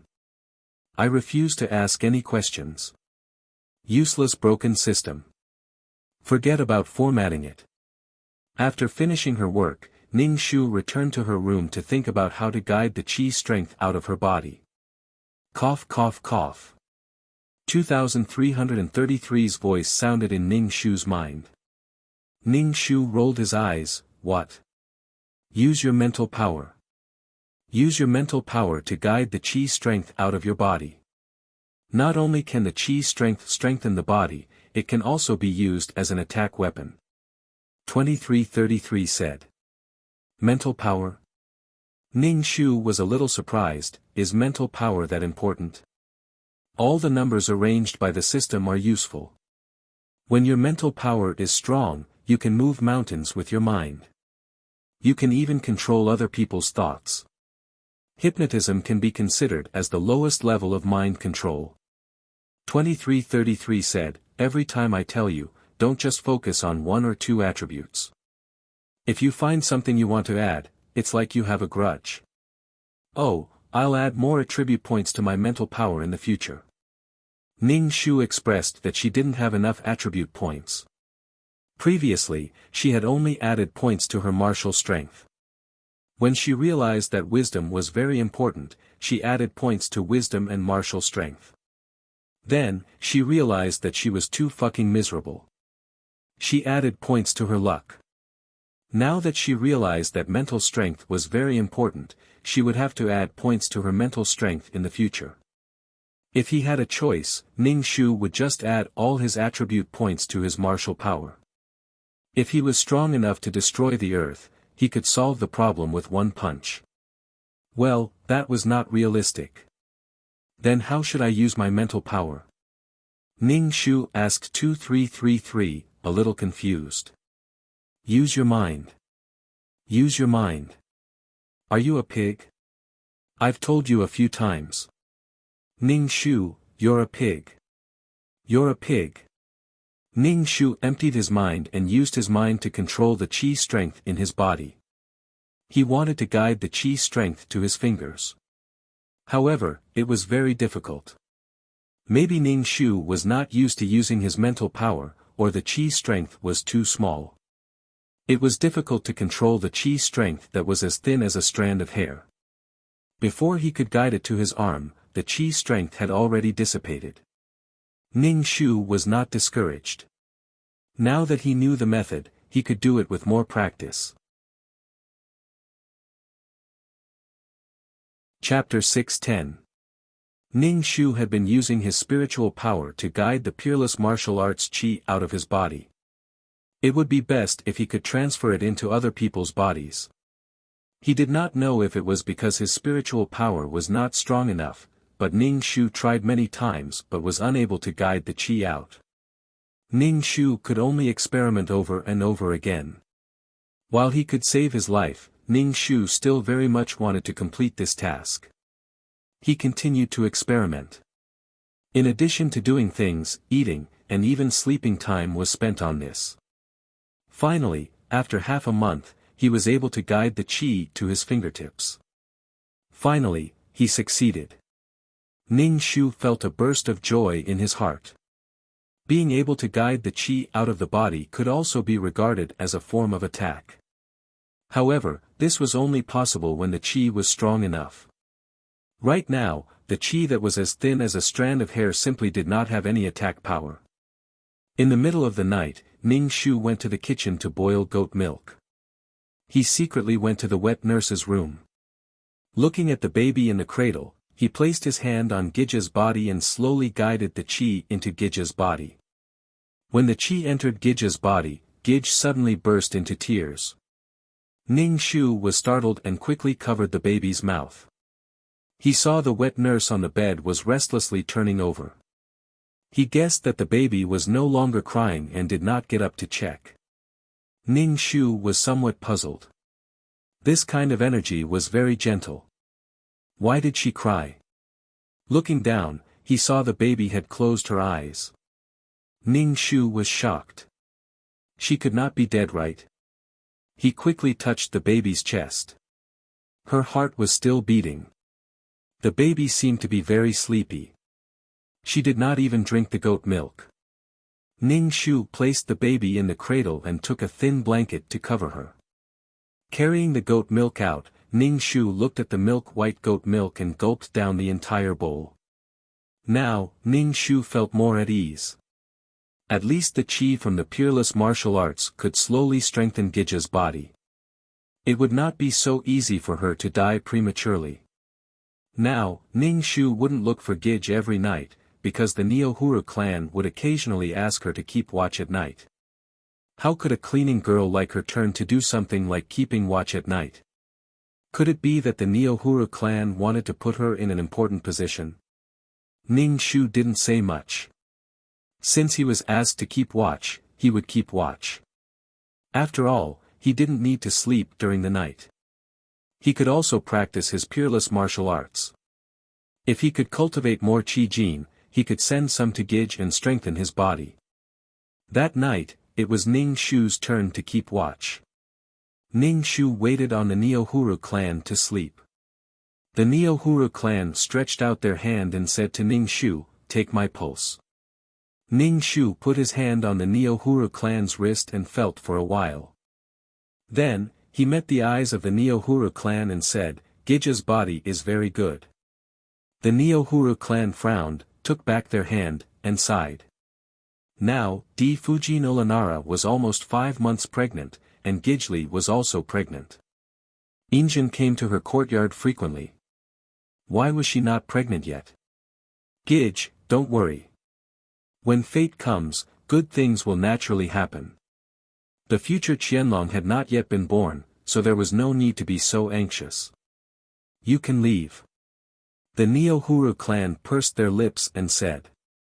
Ning Shu bowed and turned to leave the inner room. He sat on the recliner in the outer room and began to practice his peerless martial arts. Wah, wah, wah. In the middle of the night, the whole Baylor mansion fell into silence. Suddenly, there was a loud cry. It kept on crying, and the sound was getting louder and louder. The lights in the rooms lit up one after another. Meowling, what's that sound? Is the child crying? The lazy voice of the Neo-Huru clan came from the inner room. Ning Shu pushed the door open and walked in. He said, it should be Gij crying. Ning Shu frowned. He was a little anxious. Why was she crying? Gij, shall we go and take a look? Ning Shu asked the Neo-Huru clan. The Neo-Huru clan sat up from the bed. Ning Shu took the clothes and put them on her. The Neo-Huru clan thought for a moment. Ning Shu said, go and take a look at the situation in the main courtyard. If the main courtyard hasn't moved, we won't go. Ning Shu bowed. On the way to the main courtyard, he met the pregnant Olanara and Injin. Injin was supporting the pregnant Olanara, and there were many people behind them. Looking at the direction they were going, they should be going to Gij Song's courtyard. Ning Shu immediately turned back and said to the Neo-Huru clan, Gij, Master Baylor, and Fujin are all there. Then let's go. The Neo-Huru clan simply dressed up and went there. Ning Shu followed the Neo-Huru clan and arrived at the Song family's courtyard. Before entering the hall, he heard Gij's crying mixed with Gij Song's voice in the room. The Neo-Huru clan paused and walked in. Ning Shu followed them in anxiously. He saw the Song family holding Gij Song, crying and scolding the nanny kneeling on the ground. You evil woman, why do you treat my child like this? Injin's face darkened. What kind of nanny is this? When I went to see the child, I saw that she even hit the child.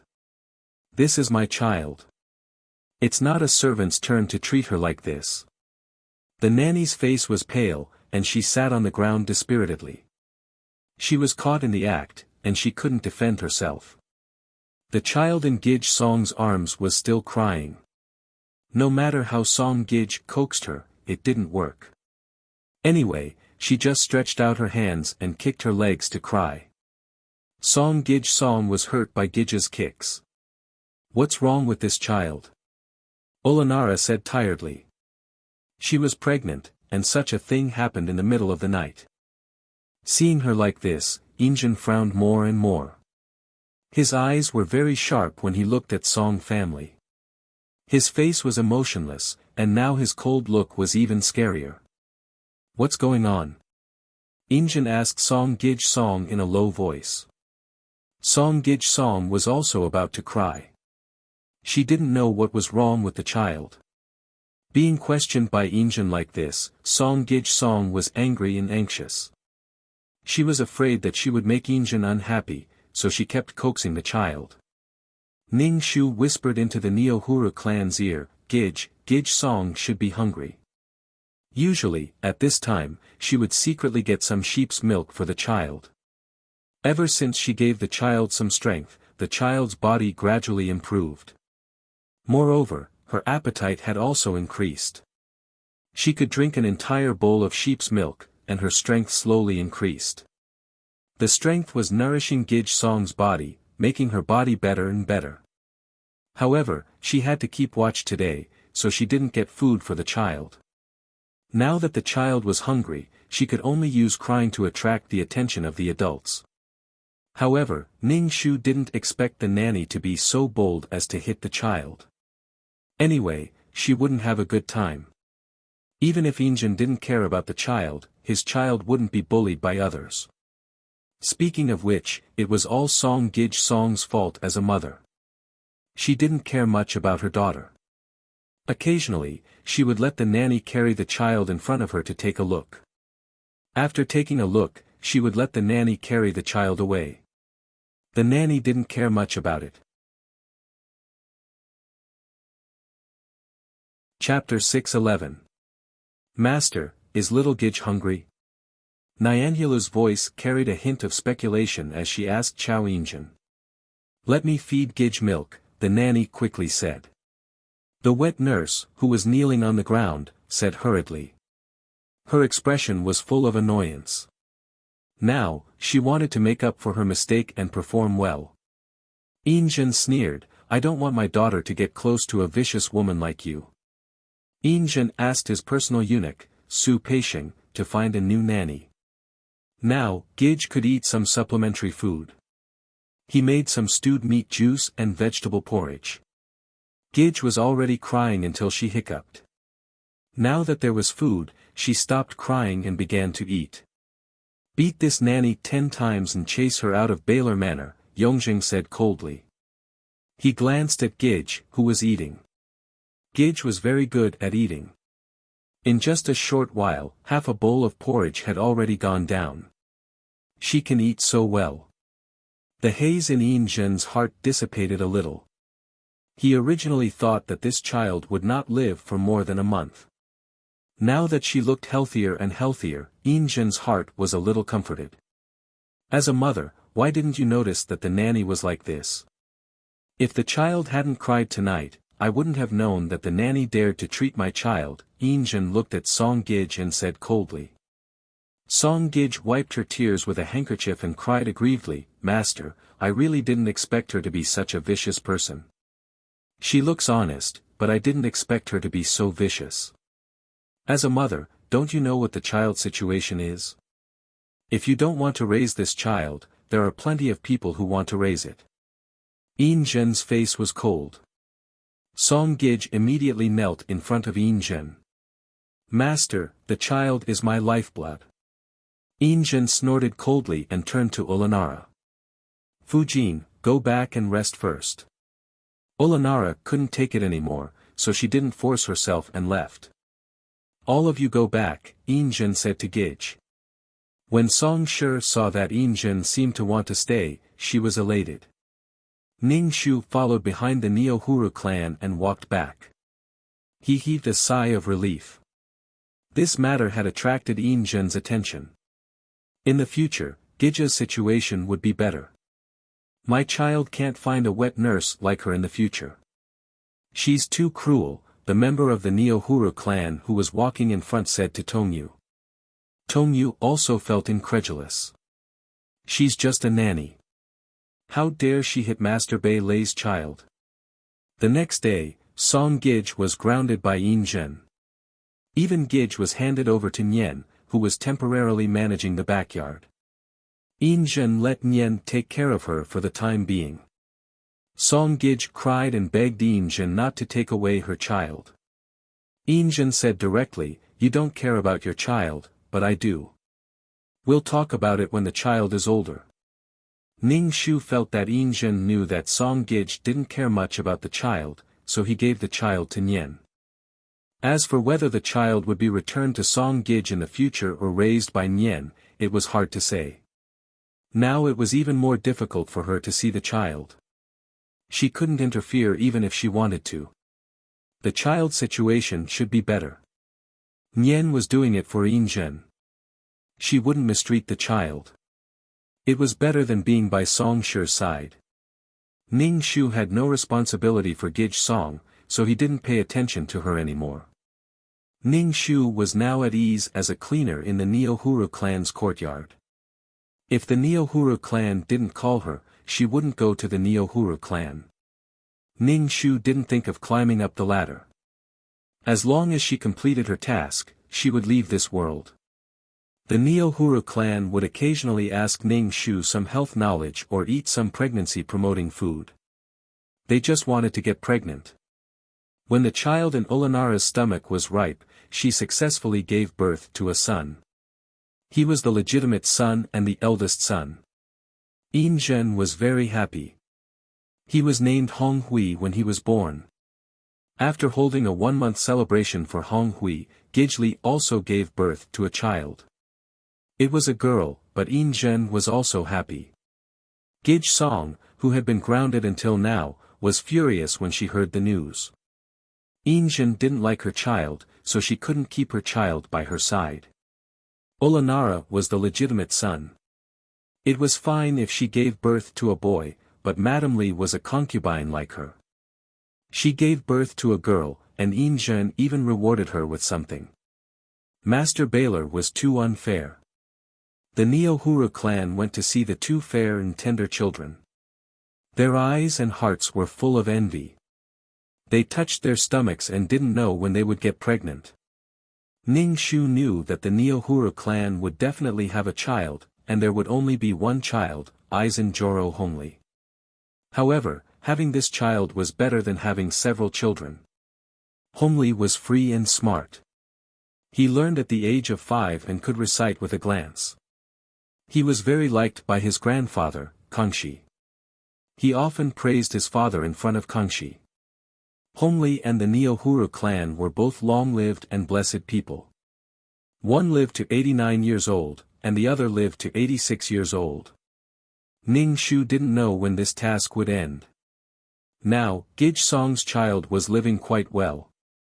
Madame Yen took good care of the child.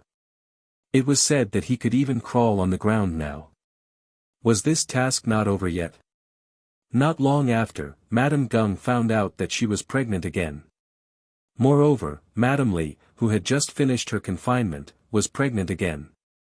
Madame Li could be said to be the most fertile woman in Injin's harem. Hongli, and Hongli were all born by her.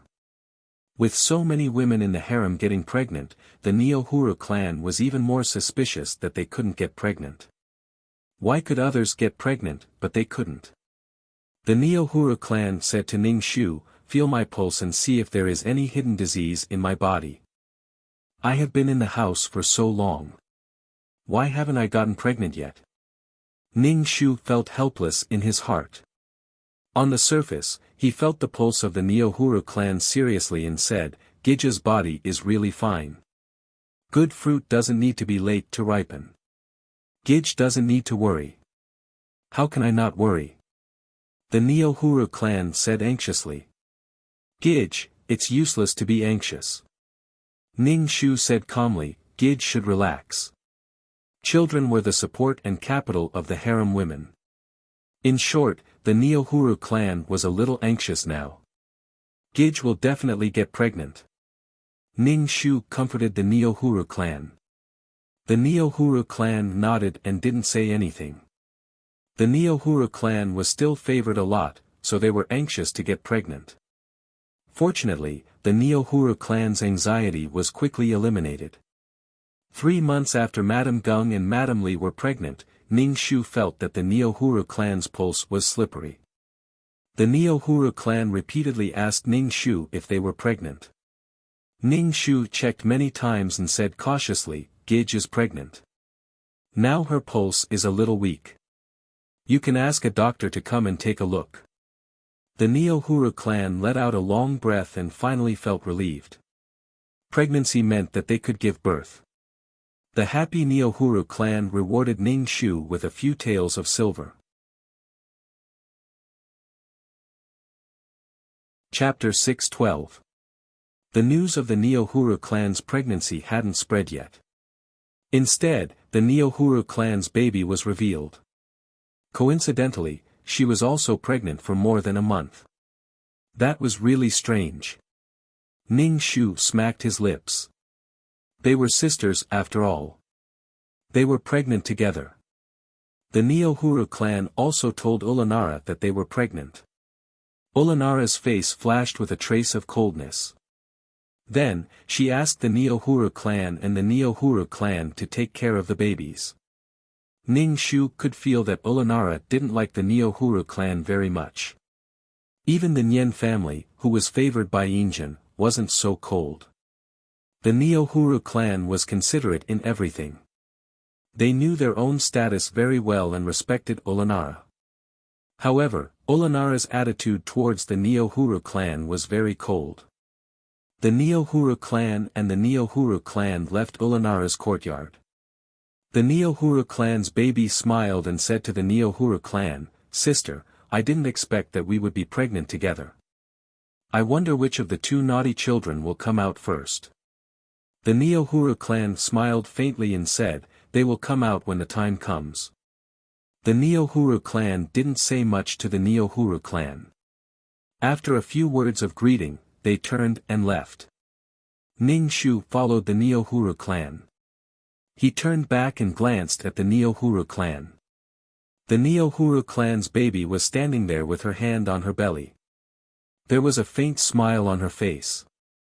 Ning Shu withdrew his gaze. He guessed that there would be another fight next. Injin sent some tonics to the Neo-Huru clan's courtyard. The Neo-Huru clan took the tonics and put them in the storeroom without touching them. Obviously, they didn't want to eat the tonics sent by Injin. The head of the Neo-Huru clan said to Ning Shu, in this courtyard, you are the only one who knows medicine. I hope you can pay more attention. When the child in my belly is born, you will be heavily rewarded. Ning Shu bowed. This servant will do his best. The Neo-Huru clan nodded. They did not force Ning Shu to promise that he would do it. The world was ever-changing, and no one knew what would happen in the next moment. The Neo-Huru clan member touched her belly. No matter what, she had to protect her child. Although the Neo-Huru clan asked Ning Shu to help protect the child in her belly, they didn't let Ning Shu touch the food that was in their mouth. Obviously, they didn't fully trust Ning Shu. Ning Shu didn't care. Every day, he swept the courtyard and wiped the floor. It was not his turn to worry about the child in the Neo-Huru clan's belly. The future emperor was blessed and would definitely be born safely. However, in the past few days, Ning Shu always felt that someone was watching him. Every time he went to the kitchen to eat, a servant girl would deliberately bump into him, then apologize to him and ask for his name. Ning Shu frowned. After observing for a few days, he was sure that the servant girl who bumped into him had something to say to him. During the meal, he found a remote place to sit down. The servant girl came over and sat opposite Ning Shu. Under the table, she handed a note to Ning Shu. Ning Shu accepted the note. After the meal, Ning Shu returned to his room and opened the note. On it was written, "See you at the rockery at midnight." Ning Shu had burned the note. Should he go and do it? Forget it, it was better not to go. If he got caught up in this kind of internal strife, he would die if he didn't pay attention. Ning Shu just wanted to live in this backyard until the end of the mission. The next day, when the servant girl saw Ning Shu, her eyes were questioning. She was obviously angry that Ning Shu didn't go yesterday. The maidservant carried the dishes and bumped into Ning Shu. It was obvious that she wanted to spill the dishes all over Ning Shu. Ning Shu dodged in a flash, but the maidservant tripped over the door sill and fell to the ground. All the soup and water splattered all over her body, creating a mess. The servant girl screamed and looked at Ning Shu with a bad look. However, she immediately changed her expression. Ning Shu said, "Can you help me?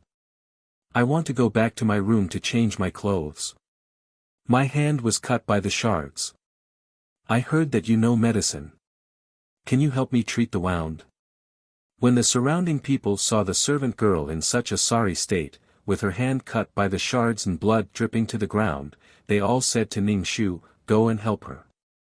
Ning Shu helped the servant girl back to the room. The servant girl ignored the wound on her hand. Ning Shu asked, "Why didn't you come last night? My master was looking for you." "I'm just a little servant girl. There's nothing for your master to pay attention to." Ning Shu looked at her hand. "Do you want to treat your wound? If not, I'll leave first." Ning Shu turned and left. He didn't want to be entangled with these people. He didn't know who was targeting him. "Hey, wait. How can you leave just like that?" The servant girl stomped her feet and shouted at Ning Shu's back. Ning Shu didn't care about this. Nothing good would come out of looking for him now. She still wanted to live in this backyard. Occasionally, the Neo-Huru clan would let Ning Shu take their pulse. In fact, There were doctors who took the pulse of the Neo-Huru clan. There was no need at all. Letting her take the pulse was completely superfluous. However, Ning Shu still took the pulse of the Neo-Huru clan seriously and honestly. Then, he told the Neo-Huru clan about some of the forbidden foods one by one. The Neo-Huru clan remembered each and every one of them. They also rewarded Ning Shu with some money. Ning Shu had already received a lot of money since he came to the Neo-Huru clan's courtyard. Ning Shu was a little embarrassed.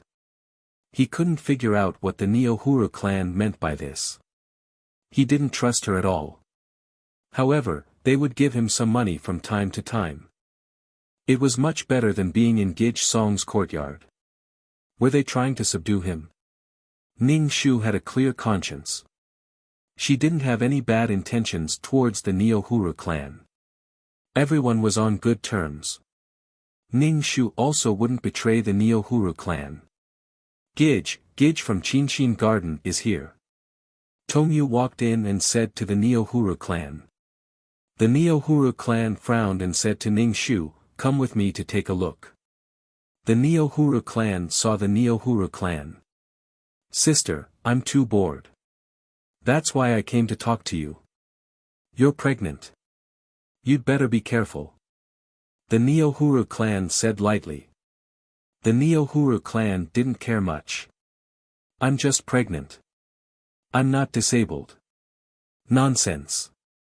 The Neo-Huru clan spat at her. The Neo-Huru clan looked at Ning Shu and said in an envious tone, "This maid knows medicine." Last time, when Gij Song had a difficult birth, it was this maid who treated her. "Sister, you don't have to worry about giving birth." Ning Shu, usually, when she was mentioned, it wouldn't be a good thing. The Neo-Huru clan nodded and said, "Indeed. Moreover, it's a woman. It's more convenient. I really envy sister." The Neo-Huru clan looked at Ning Shu. "When I give birth, can sister lend me this maid?" The Neo-Huru clan was very straightforward. Who would use other people's maids? When a woman gave birth, it was like walking through the gates of hell. If someone were to kill her at this time, she wouldn't be able to come back. She might even lose her life. Chapter 613. Ning Shu didn't think that the little Neo-Huru clan really wanted him to help her deliver the baby. It was just a casual remark. "Sister, can I borrow this girl for a while?" "Sister, you know that I like to plant flowers. The courtyard is full of flowers. Now that I'm pregnant, I don't know if those flowers will be bad for the baby." The little Neo-Huru clan asked Ning Shu. Ning Shu, he had an inexplicable bad feeling. Why did they ask her for help instead of finding a doctor? The Neo-Huru clan glanced at Ning Shu and didn't immediately answer the little Neo-Huru clan. "Sister, just for a while. I'll ask someone to send her back in a while." The little Neo-Huru clan said coquettishly. The Neo-Huru clan could only nod. The little Neo-Huru clan immediately smiled. "I'll ask her to come back right away." Ning Shu followed the little Neo-Huru clan to her courtyard. When he walked into the courtyard, he smelled the fragrance of flowers. There were all kinds of flowers in the courtyard, and butterflies and bees were circling around the flowers. "Can you see if any of these flowers will harm the baby in my belly?" The little Neo-Huru clan waved to the maids behind her. These maids retreated and stood guard not far away. Only Ning Shu and the little Neo-Huru clan stood together. "Gij is pregnant now. It's better not to plant flowers," Ning Shu said. The little Neo-Huru clan wrinkled her nose and looked a little delicate. She nodded and said, "Yes, you can't plant them. Maybe the baby will be allergic to pollen." Ning Shu pretended not to hear the modern words that the little Neo-Huru clan said. "I know that you're not favored by my sister. You were Gij Song's person before. My sister won't trust you." The little Neo-Huru clan suddenly said, "I asked someone to look for you before, but you didn't come." Ning Shu immediately understood that the maid was from the little Neohuru clan. Ning Shu bowed and said, "Gage is very good to me. Whether someone is good or not doesn't depend on words. It depends on what you see with your eyes and feel with your heart. Sister actually doesn't trust you. Bringing you around is just a show for Fujin. As far as I know, you are not in an important position in Sister's courtyard. You are only doing the work of a third-class cleaning maid." The little Neohuru clan curled up the corners of her mouth and said with a smile, "You are a capable person. I really hope that you can be by my side when I give birth.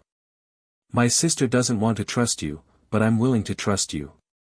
Ning Shu listened to the little Neohuru clan's words and understood that they were trying to rope her in. No, to be precise, they wanted her to work for them. Ning Shu bowed and said, "Thank you for your praise, Gage. I don't deserve it." The little Neohuru clan bent down and picked a flower. She put it on the tip of her nose and smelled it, saying, "I'll be frank. I want the child in your Gige's belly to disappear without anyone knowing." "Gage, I can't do that," Ning Shu said with a look of horror. The little Neohuru clan stroked the flower with her fingers and said, "Yes, you are a doctor. You must have a way. I have some medicine here. You just need to rub this medicine on your body and let her smell it. The child will die naturally. I'm sure it won't implicate you." Ning Shu was stunned for a moment, and then she understood. This medicine would not cause the pregnant woman to miscarry directly, but let the child in the belly die slowly and become a stillborn. How could the little Neohuru clan do that? Moreover, she was related to the Neohuru clan by blood. "I don't dare." Ning Shu lowered her head and said in fear. The little Neohuru clan picked a flower and said, "I believe you can do it. When the time comes, I will shower you with riches and honor." Ning Shu treated these words as fart. Everyone liked loyal people. If she really did that, she would not be able to live, let alone riches and honor. Who would like a person who betrayed her master? She could betray others today and betray herself tomorrow. The little Neohuru clan was trying to kill the future Qianlong emperor. "This is my reward for you." The little Neohuru clan waved to the maid on the side. The maid came over and handed Ning Shu a red silk sachet. When the maid took out the sachet, the little Neohuru clan took a few steps back and covered their noses. Ning Shu took the sachet and opened it. There were a few ingots of silver and a small bottle. In the small bottle, there were a few black pills with an elegant smell. "Dissolve this pill and rub it on your hand or neck," the little Neohuru clan's Ning Shu said. Ning Shu was speechless. "Gage, I really can't do it." Ning Shu refused directly. The little Neohuru clan said faintly, "Do you think sister will still trust you if you go back now? From the moment you stepped into this courtyard, you have no choice." Ning Shu was speechless. "Do you really think you are the protagonist just because you are a transmigrator? I will not treat you unfairly." The little Neohuru clan said faintly, "The silver in your hand is only a small part. When you succeed, I will give you more silver notes." Ning Shu smiled and put away the sachet. The little Neohuru clan's lips curled up. "From now on, we are on the same side." Ning Shu, ha ha ha ha. After leaving the little Neohuru clan's courtyard, Ning Shu took out a few pills and sniffed them. He analyzed the possible ingredients in them.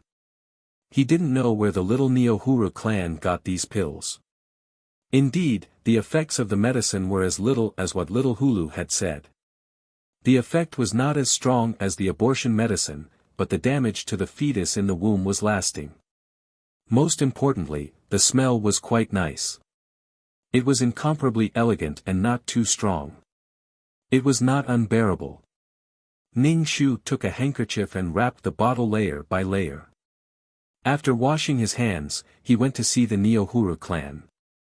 The Neohuru clan was embroidering a dudu for their child. When they saw Ning Shu, they said faintly, how did you deal with the flowers and plants in her courtyard? Gage said to get rid of all the flowers and plants in the courtyard. Ning Shu took out the money and medicine that the little Neohuru clan had given him. He told the Neohuru clan everything that he had said to the Neohuru clan. When the Neohuru clan heard these words, they were so shocked that they pricked their fingers with needles. They looked at the bottle of medicine in Ning Shu's hand and said in surprise, "She really said that?" Ning Shu nodded. The Neohuru clan's spine collapsed. They touched their belly in horror and said, "I only thought that she wanted to snatch everything from me. Now she wants to kill my child. I will not let her go." Ning Shu said, "Gage should take good care of her body and give birth to the child. There will be plenty of time in the future." "Gage, this money?" Ning Shu asked the Neohuru clan. "Since it is a reward from her, you should accept it." The Neohuru clan rubbed their forehead. Ning Shu bowed and turned to leave the room. Not long after, Tongyu came out and handed Ning Shu a few ingots of silver. It was 2 more ingots than what the Neohuru clan had given. Tongyu smiled and said to Ning Shu, Miaoling, "This is a reward from the master. You should accept it." He received 2 sets of money in a row. Chapter 6:14. Ning Shu directly told the Neohuru clan about what the Neohuru clan asked her to do. She didn't want to keep it a secret and let the Neohuru clan worry about it.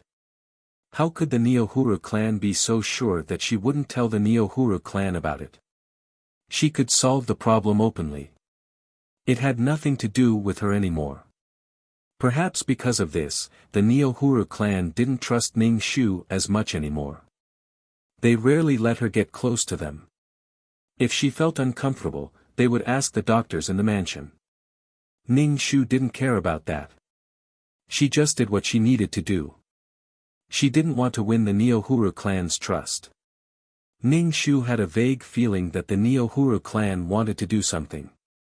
They wanted to kill the baby in the Neohuru clan's belly and let the future Homely come out of her belly. Homely was the 4th child. Olanara gave birth to the eldest son. This time, Mrs. Li was carrying a boy. Mrs. Gung didn't know that. Now, both the Neohuru clan and the Neohuru clan were pregnant at the same time. She didn't know which one of them was the father. Ning Shu didn't have the right to care about these things. Even if she wanted to, she couldn't. Ning Shu just wanted to know when she could leave this world. Gage Song's baby was now well taken care of by Nian. The baby could walk slowly with the help of things. She believed that the baby wouldn't die so easily. Miaoling. Ning Shu was sweeping the floor with a broom. Tongyu walked up to Ning Shu. Ning Shu asked, "What should we do with the medicine given by Gage in Qinshin Garden?" "You're still keeping this medicine?" Ning Shu asked. "What's the point of keeping it if not getting rid of it? We can't keep it with us. The smell is bad for pregnant women." Ning Shu was a little surprised. It had been a few days. Why did they still keep it with them? Tongyu said, "That's why I'm here to ask you what to do with it." Gage is panicking. She doesn't know what to do. Ning Shu said blandly, "You can do whatever you want with it. Just melt it and bury it. It's not that scary. It's just a mixture of all kinds of herbs. It'll be useless if it's diluted," said Ning. "Can I trust you?" Tongyu looked at Ning Shu. "Why can't she trust me? I'm Gu Ji's slave. What good will it do me if anything happens to Gugu? I used to be Song Ji's man, and now I'm following Gugu. If Gugu doesn't trust me, will it be better for me to follow someone else? Everyone would trust their own people." Tongyu glanced at Ning Shu and said, "Sweep the floor." Ning Shu nodded and continued to sweep the floor. Tongyu glanced at Ning Shu. "I feel that you're a strange person. What do you want?" Tongyu felt that this person didn't care about anything. "I'm afraid of death. I want to live," Ning Shu said with a smile. Tongyu snorted. As long as you don't do anything to hurt Gij, Gij will protect you. Of course I'm on Gij's side, Ning Shu said. Tongyu looked calm.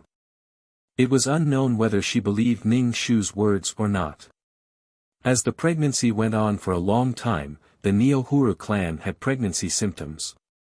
Dizziness, nausea, and drowsiness were normal symptoms of pregnancy. Tongyu found Ning Shu and asked Ning Shu if there was any way. There was no way to continue vomiting like this. If she couldn't eat anything, her body wouldn't be able to take it. Ning Shu gave Tongyu a sachet with mint leaves and orange peels and said, "You can smell it when you feel uncomfortable. You can add more vinegar when cooking to whet your appetite." Tongyu took the sachet back and let the doctor take a look. The doctor said that there was no problem. If she really felt uncomfortable, she could use this method to suppress it. The Neohuru clan was relieved. They carried Ning Shu's sachet with them. However, women's morning sickness couldn't be cured by any medicine. It could only be suppressed. The Neohuru clan felt uncomfortable because of vomiting. They were so dizzy that they couldn't even get out of bed. However, no matter how uncomfortable the Neohuru clan felt, they wouldn't ask someone to invite Injin. Occasionally, when Injin came to see her, the Neohuru clan would say how uncomfortable they were. It didn't arouse Injin's disgust. Instead, it aroused Injin's distress. Usually, the Neohuru clan wouldn't bother Injin. When Injin came, they would act coquettishly and complain. It was completely different from the way they acted when the Song family was pregnant. If the Song family had a little problem, they would ask someone to come immediately. It was a mess, but nothing happened.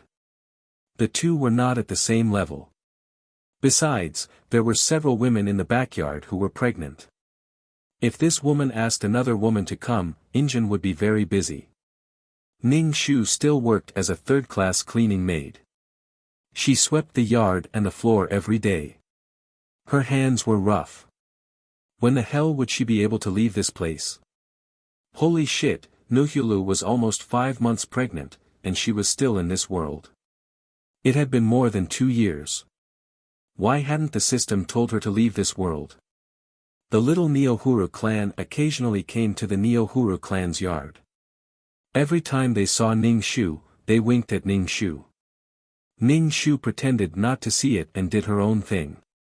The Neohuru clan knew that the person in front of them was the one who wanted to hurt their child, but they didn't show it on their faces. The little Neohuru clan called her sister, while the Neohuru clan called her sister. When the two faced each other, they were like sisters who had a very good relationship. The little Neohuru clan saw the slightly bulging belly of the Neohuru clan. Their eyes flashed with hesitation. Why hadn't they aborted the baby yet? Seeing the Neohuru clan's expression was not bad, and then hearing the Neohuru clan said that they felt the fetal movement of the child, the little Neohuru clan felt that their plan had failed. When the doctor came to take the pulse routinely, the little Neohuru clan asked the doctor, "How is my sister's health? I heard that she was not feeling well before. Is she better now?" The doctor said, "Gage is fine. The baby is also very healthy." "Is she really okay? I'm worried about her." The Neohuru clan asked the doctor again, "Is she really okay?" "She's okay. She's very healthy," the doctor said. The Neohuru clan was disappointed and angry. The wicked girl took the money but didn't do anything. She didn't follow her instructions. Or was it because this girl couldn't get close to the Neohuru clan? The little Neohuru clan rubbed their forehead and waved to the doctor to ask him to leave. Then they stopped the doctor and said, "Wait a minute. Now you should be able to tell whether it's a boy or a girl, right?" The doctor cupped his hands and said, "Gija's belly is a boy." The little Neohuru clan smiled and asked the personal maid to give the doctor some tips. The doctor took the tip and left. The little Neohuru clan looked at the doctor's back and their eyes flickered. Since the maid couldn't do it, they would use the doctor. The little Neohuru clan touched her belly and said, "Child, everything I do is for you. In this backyard, only the winner can stand at the top." She was a modern person, but now she had become a concubine with a thick skin. If Injin wasn't the future emperor of the Qing dynasty, she wouldn't have served the same husband with others. Moreover, this man was her brother-in-law in name. Chapter 6:15. After the little Neohuru clan transmigrated, she learned that her surname was Neohuru clan. She thought that she would be a member of the Neohuru clan in history, but she found out that she was only the daughter of Ling Zhu. There was also a sister of the Neohuru clan, who was the first to enter Injin's backyard. The little Neohuru clan was sure that her sister might be the Empress Dowager of the Neohuru clan, especially now that she was pregnant, and the future emperor of Qianlong was in her belly. Every time she saw the Neohuru clan's belly, the little Neohuru clan felt heartbroken. If this child was gone, Hongli might come out of her belly. After transmigrating, how could she be worthy of this blessing if she didn't have great achievements? "Miao Ling, Gage is looking for you. Go over quickly." Tongyu walked into the room and said to Ning Shu, who was making sachets. Ning Shu saw that Miao Ling's expression was quite anxious. He patted the mint leaves on his hand, stood up, and asked, "What happened?" "Just come with me," Tongyu said to Ning Shu. Ning Shu followed Tongyu to the Neohuru clan's room. The Neohuru clan was sitting in a chair. "What does Gage want from me?" Ning Shu bowed and asked the Neohuru clan. The Neohuru clan didn't say anything. Tongyu said, "Just now, the mansion's doctor came to take Gija's pulse. The doctor said that Gija's fetus is a little unstable, and he also prescribed medicine." Ning Shu understood and asked, "How does Gij feel?" The Neohuru clan frowned and said, "I feel very good. This child also likes to move. There is nothing unusual. I asked you to come over to take my pulse." The Neohuru clan stretched out their wrist and put it on the table. Ning Shu stretched out his hand and took the Neohuru clan's pulse. After a while, he was finally sure. The Neohuru clan and Tongyu both looked at Ning Shu. "How is it? Is there anything wrong with the child?" The Neohuru clan's Ning Shu asked. Ning Shu said, "I am sure that Gija's body is fine. The fetus is also very healthy. Can you let me see the medicine you grabbed?" Tongyu immediately took out 2 bags of medicine. Ning Shu opened the paper bag and checked the medicine. Finally, he said, "There is a saffron in the medicine that can promote blood circulation and remove blood stasis. It has the effect of abortion." The Neohuru clan's leader pursed his lips tightly. His aura seemed very cold. He waved his hand at Ning Shu. Ning Shu bowed and turned to leave the room. "Take this reward." Tongyu gave Ning Shu some broken silver. "Thank you for this time. Sister Tongyu, you are too polite. This is what I should do." Ning Shu bowed. Tongyu stuffed the silver into Ning Shu's hand. "Take it. This is from Gij." Ning Shu accepted the broken silver and received money again. Every time she helped the Neohuru clan do something, the Neohuru clan would give her a little reward. Until now, she had a lot of money in her hands. For a servant, this should be a huge sum of money. The Neohuru clan knew that it was the younger Neohuru clan who did this to her. Over and over again, the younger Neohuru clan came to talk to her. The Neohuru clan said that they were not feeling well and did not want to see the younger Neohuru clan. Now, the Neohuru clan was enduring. Nothing was more important than the child. This account would be settled slowly. When the Neohuru clan and the younger Neohuru clan were 7 months pregnant, Madame Li and Madame Gung both gave birth. Moreover, they were both boys. In other words, after Ulanara clan, 2 more boys were born. The Neo-Huru clan and the younger Neo-Huru clan's child who was born first would be the fourth child and could be called Hongli. The Neo-Huru clan was not clear about the history, but the younger Neo-Huru clan was clear about it. While Ning Shu was still checking the Neo-Huru clan's pulse, a servant girl came in and said to the Neo-Huru clan, "Gij, Qinshin Gardens Gij is having an attack." The Neo-Huru clan was stunned. It's only 7 months now.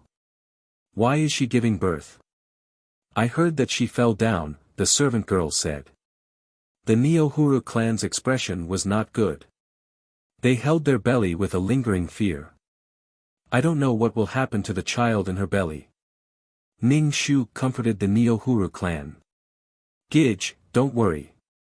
Didn't you say that it's 70% or 80% dead? Go to her courtyard for me.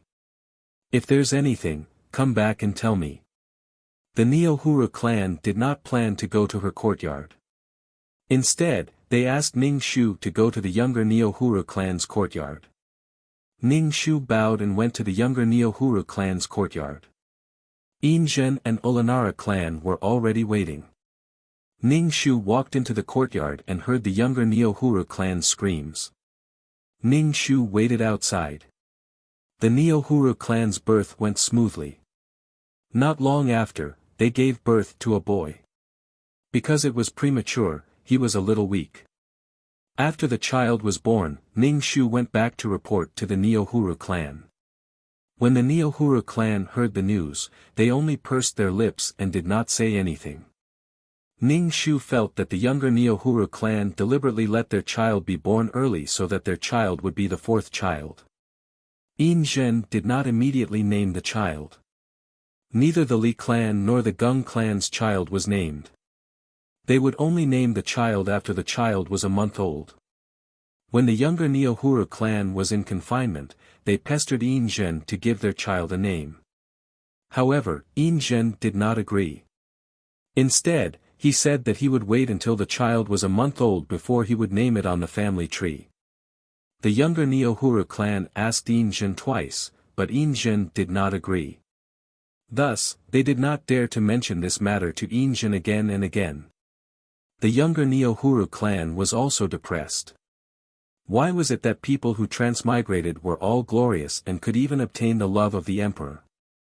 She had already tried her best to make Inzhen fall in love with her, but Inzhen was cold-hearted. She had been Inzhen's woman for a long time, but Inzhen did not fall in love with her. Instead, she fell in love with Inzhen. Between the bed, it was easier for women to give their feelings. People would always be slowly assimilated by the environment. The younger Neo-Huru clan gradually became an ancient woman who regarded her husband as the sky and a mother as noble because of her son. Otherwise, she would not have taken such a huge risk to let her child be born early. However, Inzhen's attitude made the younger Neo-Huru clan sad. He refused to even give the child a name. The younger Neo-Huru clan wanted their son to be called Hongli, Aizen-Joro Hongli. However, something happened next that made the younger Neo-Huru clan panic. Lady Gung's child died before he was a month old. The child who died prematurely did not even have a name, and it would not be recorded in the family tree. In other words, the premature child of the younger Neo-Huru clan was now ranked third and no longer fourth. When Ning Shu learned of this, he smacked his lips. He felt that fate was unpredictable. The younger Neo-Huru clan's meticulous calculations resulted in such an outcome. Could it be that the younger Neo-Huru clan only knew that Hongli was the fourth child? They did not know that the Gung family only had one son in the family tree. It was the sixth child, Hongzhou, who liked to hold funerals and receive gifts. What was this called? Man proposes, God disposes. Some things did not change according to human will. Chapter 6:16. The Neo-Huru clan's belly was getting bigger and bigger day by day, while the Neo-Huru clan's heart was getting colder and colder by the day. Their confinement period was not peaceful, and they were extremely anxious. The Neo-Huru clan repeatedly asked Inzhen to name their son. The Neo-Huru clan could not figure out why it was so difficult for Injin to name their son Homely. The closer it was to the date of childbirth, the more nervous the Neo-Huru clan became. They brought Ning Shu with them. Ning Shu comforted the Neo-Huru clan. "Gij, don't worry. Your fetal position is correct, and it's already in the basin. You can give birth in a few days." "Gij, are the midwives ready?" Ning Shu asked the Neo-Huru clan. The Neo-Huru clan nodded. "I asked my maternal family to find a midwife. My mother has investigated the background of these midwives. There shouldn't be a problem." The Neo-Huru clan grabbed Ning Shu's hand with some force. Her nails sank into Ning Shu's flesh. She looked at Ning Shu and asked, meowing, "Can I trust you?" "Gij, please trust this servant. If something happens to you, it won't do this servant any good," Ning Shu said indifferently. The Neo-Huru clan did not let go of Ning Shu's hand. "When I give birth, I hope you'll be by my side. I'll put my life and the child's life in your hands." "Gij, this servant will do his best," Ning Shu said with a solemn expression. "This servant will do his best." Ning Shu touched the Neo-Huru clan's belly. It was falling badly. Ning Shu would probably stay by the Neo-Huru clan's side for the next few days. The members of the Neo-Huru clan also felt that they were about to give birth. There were slight contractions in their stomachs, and their waists were sore. One morning, when the Neo-Huru clan was having breakfast, the amniotic fluid broke and formed a puddle on the ground. Ning Shu saw this and hurriedly went over to help the Neo-Huru clan to the bed. "Sister Tongyu, Gij is about to give birth. Go get the midwife and boil some hot water," Ning Shu said to Tongyu, who looked anxious and nervous. Okay. Tongyu quickly went to do it. The members of the Neo-Huru clan were lying on the bed. They were in so much pain that they were sweating profusely. "Gij, bear with it. Don't scream. Save your strength for the baby. Meowling, I believe in you. You will definitely let my child be born safely." The members of the Neo-Huru clan endured the pain and said. The blue veins on their foreheads were popping out. Ning Shu nodded. "Gij, believe in me. It's okay." Ning Shu said again and cut a piece of ginseng and put it in the Neo-Huru clan's mouth. The members of the Neo-Huru clan felt as if a knife was scraping their stomachs. They were in so much pain that they lost all their strength. Tongyu brought 4 midwives over and was busy helping the Neo-Huru clan with the fetal position. Ning Shu smelled a strong smell of medicine on one of the midwives. She deliberately approached the Neo-Huru clan. Ning Shu grabbed the midwife's arm to control her. He said to Tongyu, "Tie her up and lock her in another room." Tongyu was stunned for a moment. She couldn't find the rope for a moment. The members of the Neo-Huru clan, who were groaning in pain, whispered, "Cut the mosquito net." Tongyu immediately picked up the scissors and cut the mosquito net. She tied the midwife's hands with a piece of cloth and dragged her to the next room. "Gij, don't worry. It's okay," Ning Shu said to the Neo-Huru clan. The members of the Neo-Huru clan nodded. They were sweating profusely. "The cervix is open. Gij, use your strength," the midwife said to the Neo-Huru clan. The members of the Neo-Huru clan took a deep breath and gritted their teeth. "Take a deep breath and then use your strength," Ning Shu said to the Neo-Huru clan. "Inhale, exhale." The members of the Neo-Huru clan were in a trance because of the pain. They could only listen to Ning Shu's voice in their ears. After almost 2 hours, the Neo-Huru clan still hadn't given birth. Ning Shu was a little surprised. The Neo-Huru clan's fetal position was normal. It shouldn't take so long to give birth. "Go away." Ning Shu saw a midwife putting the child's head back. As soon as the child's head popped out, she put it back. The Neo-Huru clan was in great pain. "Tie it up." Ning Shu said to Tongyu, "Gij, I can see the child's head. Just use your strength and it will come out." The Neo-Huru clan cried out, and the child's head popped out. Ning Shu carefully pulled the child's body. In the end, the child was separated from the Neo-Huru clan's body. Ning Shu patted the child's butt. The child cried loudly. The members of the Neo-Huru clan fainted when they heard the child's cries. Ning Shu wiped the blood off the child's body and wrapped it in a swaddling cloth. He handed the child to Tongyu. "Go out and report the good news." Tongyu carefully took the child. She cried and laughed. She carried the child out and reported the situation to Injin and Ulanara, who were guarding outside. Ning Shu stayed inside and tidied up the aftermath. Ning Shu had been guarding by the Neo-Huru clan's side.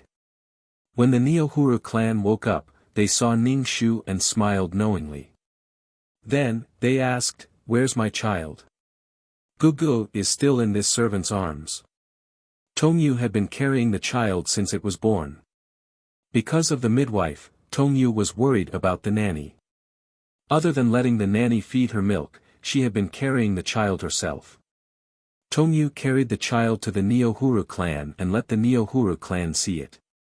The Neo-Huru clan looked at their child with a smile on their faces. "Thank you for your hard work," Ning Shu of the Neo-Huru clan said. "If it weren't for you today, something might have happened to me and the child." Ning Shu nodded and excused himself from the Neo-Huru clan. He wanted to go back and take a bath. Ning Shu went back and took a bath.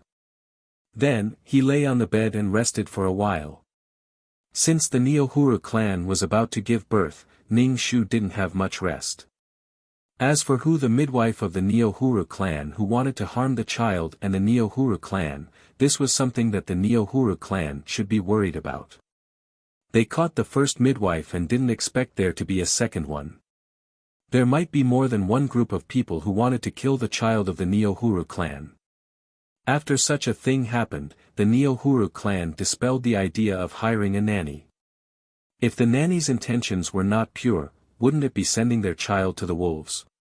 A newborn child was very fragile. The slightest injury could cause him to lose his life. If they met another nanny like Gij, who was vicious and abused the child, it was scary just thinking about it. The Neo-Huru clan also asked for Ning Shu's opinion. Ning Shu felt that it was good for the child to drink his mother's milk. However, the Neo-Huru clan was now in confinement, so it wasn't suitable for them to work too hard. Ning Shu still asked the Neo-Huru clan to hire a reliable nanny to bathe the child and change the diapers. The Neo-Huru clan couldn't do these things and they were in confinement. The Neo-Huru clan frowned. "Where can we find a trustworthy nanny now? These 4 midwives were hired by my mother, and this kind of thing happened." The Neo-Huru clan felt that many people were targeting their child. Other people didn't have such a thing when they gave birth. Those nannies might have been bribed. They are still locked up. Let's wait until Gij is out of confinement. Gij can rest well. Ning Shu comforted the Neo-Huru clan. The Neo-Huru clan looked at Ning Shu. I want to leave the child in your care." Ning Shu.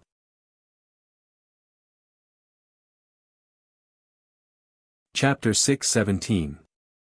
The Neo-Huru clan felt that many people were eyeing her child. Now she couldn't trust others at all, so she wanted Ning Shu to take care of her child. When she was giving birth, this maid saved her and her child, so the Neo-Huru clan trusted Ning Shu a little. Moreover, she also had medical skills, so if there was anything wrong with the child, she would be the first to find out. The Neo-Huru clan looked at Ning Shu and said, "Miao Ling, I hope you can help me take care of the child. I can't trust others in my current physical condition." Ning Shu was held by the Neo-Huru clan. She wanted to shake off her hand, but she said respectfully, "I don't have the experience of taking care of children. I'm afraid I will let Gij down. I don't need you to take care of the child.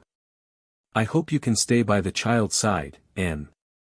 The Neo-Huru clan said in a low voice, and monitor the wet nurse for me. I don't trust the wet nurse. One after another, the Neo-Huru clan was like a bird startled by the twang of a bow. They trusted this maid a lot, who had helped them several times. Ning Shu, no, I won't. When I'm out of confinement, I will take care of the child myself. The Neo-Huru clan said and winked at Tongyu. Tongyu took out a small box from the dressing table. This is Gija's reward for you. Tongyu said as she opened the small box. Inside the small box were some jewelry. There were necklaces, hairpins, and even bracelets. Just this box of jewelry was not cheap. It was enough for an ordinary family to live on for a lifetime. Ning Shu hurriedly bowed and said, Gij, this is too expensive. I can't accept it. Sometimes it was not a good thing to have too much money, especially now that she was just a maid. If she really accepted this box of jewelry, then she would take care of the child. He was afraid that when the Nuhula clan escaped from their current predicament, they would come looking for him to settle the score. Thinking about it from another perspective, if he was the master, it would be strange if he didn't have a knot in his heart when he ordered his servants to do things for him. At that time, she could be pressed down with any reason. She was just a servant with no control over her own life. It was impossible for her to make a fair deal with the Neo-Huru clan. Moreover, the task of leaving this body was completed, and the original owner would come back. If the Neo-Huru clan came to find trouble with the original owner, it would be on her head if anything happened to the original owner. After using the body of the original owner, Ning Shu's body, she would leave a lot of trouble. After thinking it through, Ning Shu waved her hand and said, I will definitely take good care of the little master. It's just that I can't accept these things. I'm just a servant. If there are so many things that exceed my status, it will attract trouble. Moreover, Gij has already rewarded me with a lot of things. I'm already uneasy. I can't accept these things. Ning Shu bowed again and said, I will definitely do my best to take care of the little master. The Neo-Huru clan curled their lips, since that's the case, thank you. This servant doesn't dare. When Ning Shu saw Nyahulu's relaxed expression, she instantly understood that she had been tricked. Taking out such a box of jewelry, regardless of whether she accepted it or not, she would have to take care of the little master. Moreover, the other party didn't even think of rewarding her with such a box of jewelry. If they really wanted to reward her, they could casually take out an item from the box, and it would be incomparably precious to a servant. They were all shrewd people. This could also be a test. Ning Shu, when would the mission end? The Neo-Huru clan had just given birth, and they were extremely tired. Coincidentally, at this time, Inzhen came over to see the Neo-Huru clan and the child. Ning Shu left the room, feeling speechless. Her mission was to take care of Gij Song's child. Madame Gij Song's child was now being raised by Madame Nyen very well. Now, she had to take care of the child for the Neo-Huru clan. What was this mission for? It was clearly not her child, but she had to worry about it like a biological mother. No, she was even more worried than a biological mother. Tongyu changed the room for Ning Shu. The room was changed to the room next to the Neo-Huru clan's room. The room was quite big. Ning Shu and the wet nurse took care of the child in this room. What Ning Shu had to do was to protect the child and not let dangerous things get close to the child. At the same time, she also had to monitor the wet nurse. She ate the wet nurse's food first. She even carefully checked the child's clothes to see if there was anything wrong. At night, she did not sleep. She sat cross-legged on the bed to cultivate. The cradle was by the bed. Ning Shu would check on the child from time to time. Occasionally, when the child was hungry in the middle of the night, Ning Shu would bring the child to the wet nurse to feed the child. After all, the child was a ripe melon. The child was very healthy and could eat a lot. He was fair and tender, completely different from Gij Song. The Neo-Huru clan was a good mother. Ning Shu's diet was different from the wet nurse's. The wet nurse's diet was specially prepared. The food the wet nurse ate was good for milk production. Ning Shu would taste the wet nurse's food, but today's food was a little salty. Even Ning Shu felt salty when he ate it. The pot of pork shoulder soup was a little hard to swallow. Ning Shu looked at the midwife and asked, "Why is today's food so salty?" The wet nurse's milk was salty when she ate salty food. It was a burden to the child's stomach. It was not that the child could not eat salt, but it could not eat so salty food.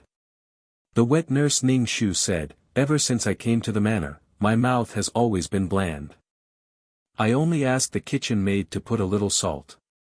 You also know that I'm from the countryside. I eat salted vegetables when I eat. The vegetables I eat are salty, so my mouth is very bland." Ning Shu frowned. "You have to feed the child now. It's not good for the child to eat too salty food. Moreover, it's not good for milk production. As a wet nurse, don't you know these things? Miss Miaoling, it's just this one time. It's okay. These things don't have any taste of salt. I can't eat anything. If I can't eat, how can I give the little master milk?" The wet nurse's expression was a little dissatisfied. Ning Shu looked at the wet nurse. She was very plump and her face was rosy. In the beginning, she took care of the child with all her heart. What kind of trouble did she cause now? Being stared at by Ning Shu, the wet nurse looked away uncomfortably. She then said, "Okay, I won't eat it next time." The kitchen remade the wet nurse's meal. After the wet nurse ate it and breastfed the child, Ning Shu carried the child to the Neohuru clan. The Neohuru clan cared a lot about the child. They would check on the child several times a day and keep the child by their side. "Has there been anything unusual recently?" The Neohuru clan took the child. Their faces were filled with tenderness and were very soft. Ning Shu paused for a moment and said, "Nothing. There's nothing wrong for the time being." The Neohuru clan's gaze did not move away from the child's face. "During this time, you have to pay more attention. This servant understands." Ning Shu wanted to talk about the wet nurse. However, based on the wet nurse's desire to eat dishes with a strong taste, it wasn't a big deal. However, in the future, in addition to taking care of the child, he also had to observe this wet nurse.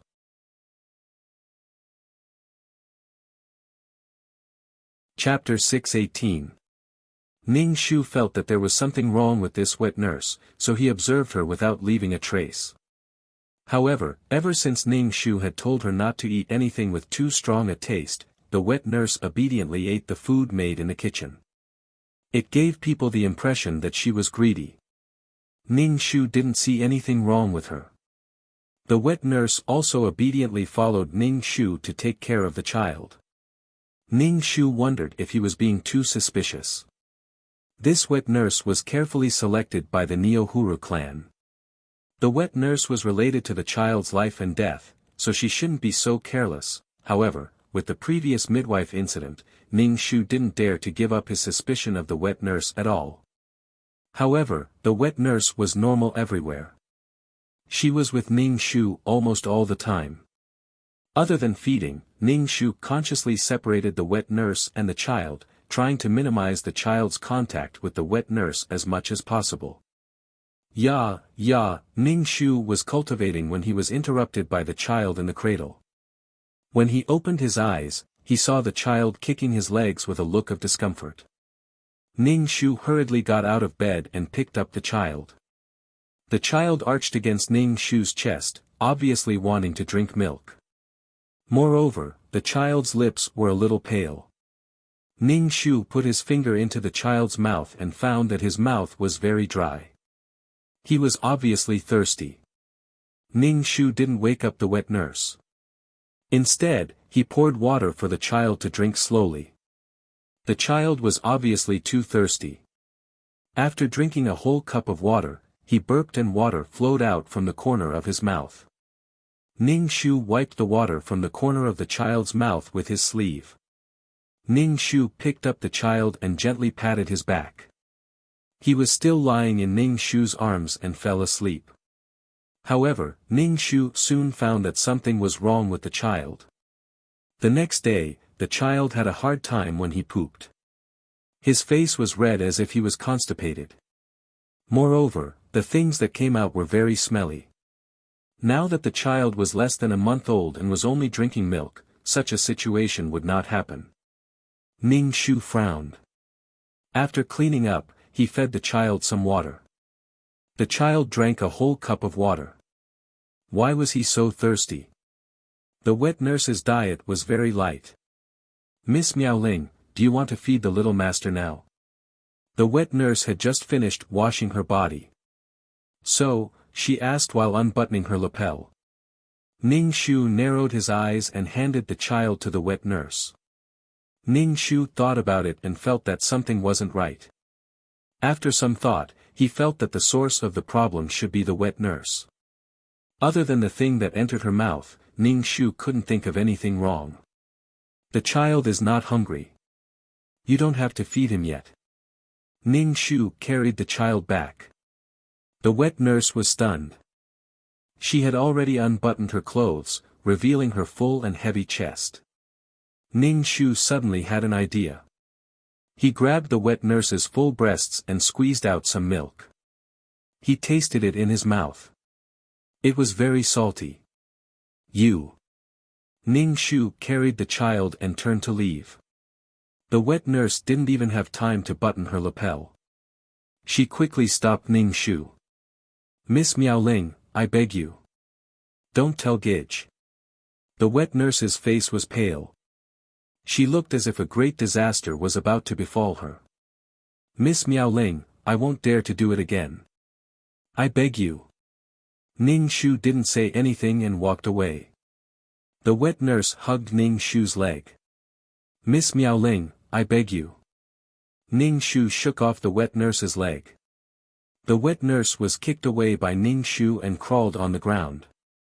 Ning Shu carried the child and went to find the Neohuru clan. He bowed to the Neohuru clan and said, "This servant has wronged Gidge. This servant is guilty." The Neohuru clan looked at Ning Shu with some astonishment and asked, "What's wrong? Or did something happen to the child?" Ning Shu didn't say anything. The wet nurse rushed in. Her clothes were messy and she looked at Ning Shu with pleading eyes. The Neohuru clan frowned. "Give me the child." Ning Shu handed the child to the Neohuru clan. The Neohuru clan took the child and looked at Ning Shu and the wet nurse. "What's the matter?"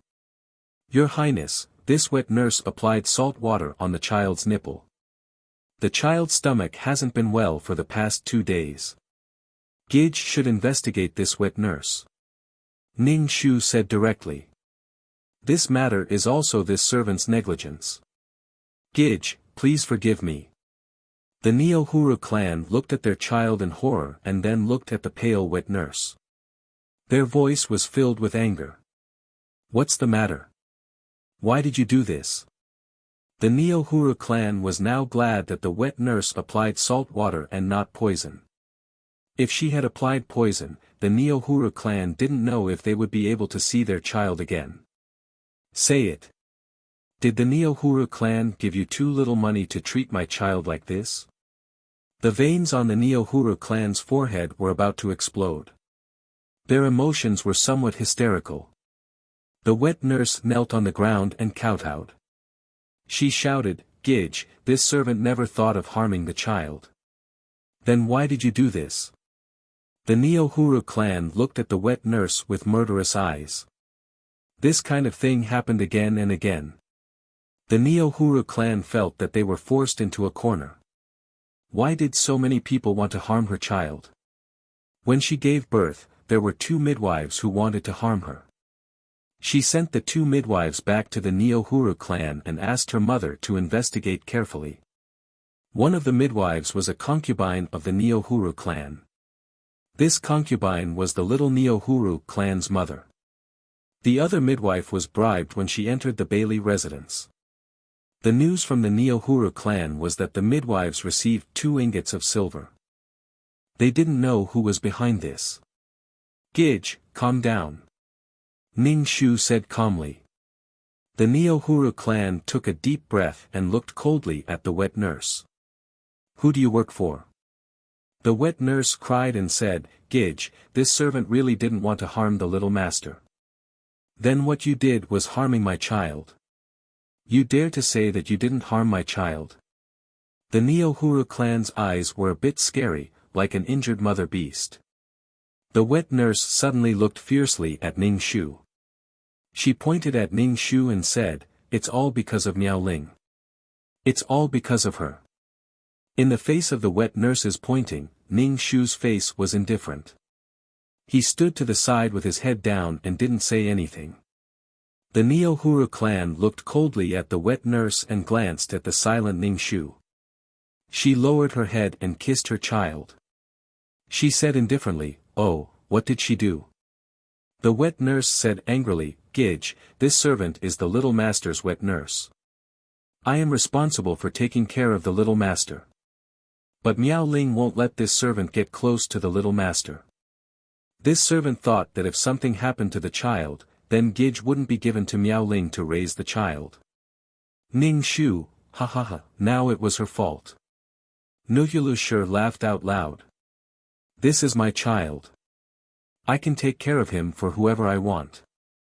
You still want to harm my child because of this reason? You still think you're in the right? Do you still feel wronged? This servant wants to take care of the little master with all her heart, but Miao Ling won't let this servant get close to the child. The wet nurse's expression was a bit angry. Ning Shu frowned. He looked at the wet nurse who claimed to be a servant, but had a big heart.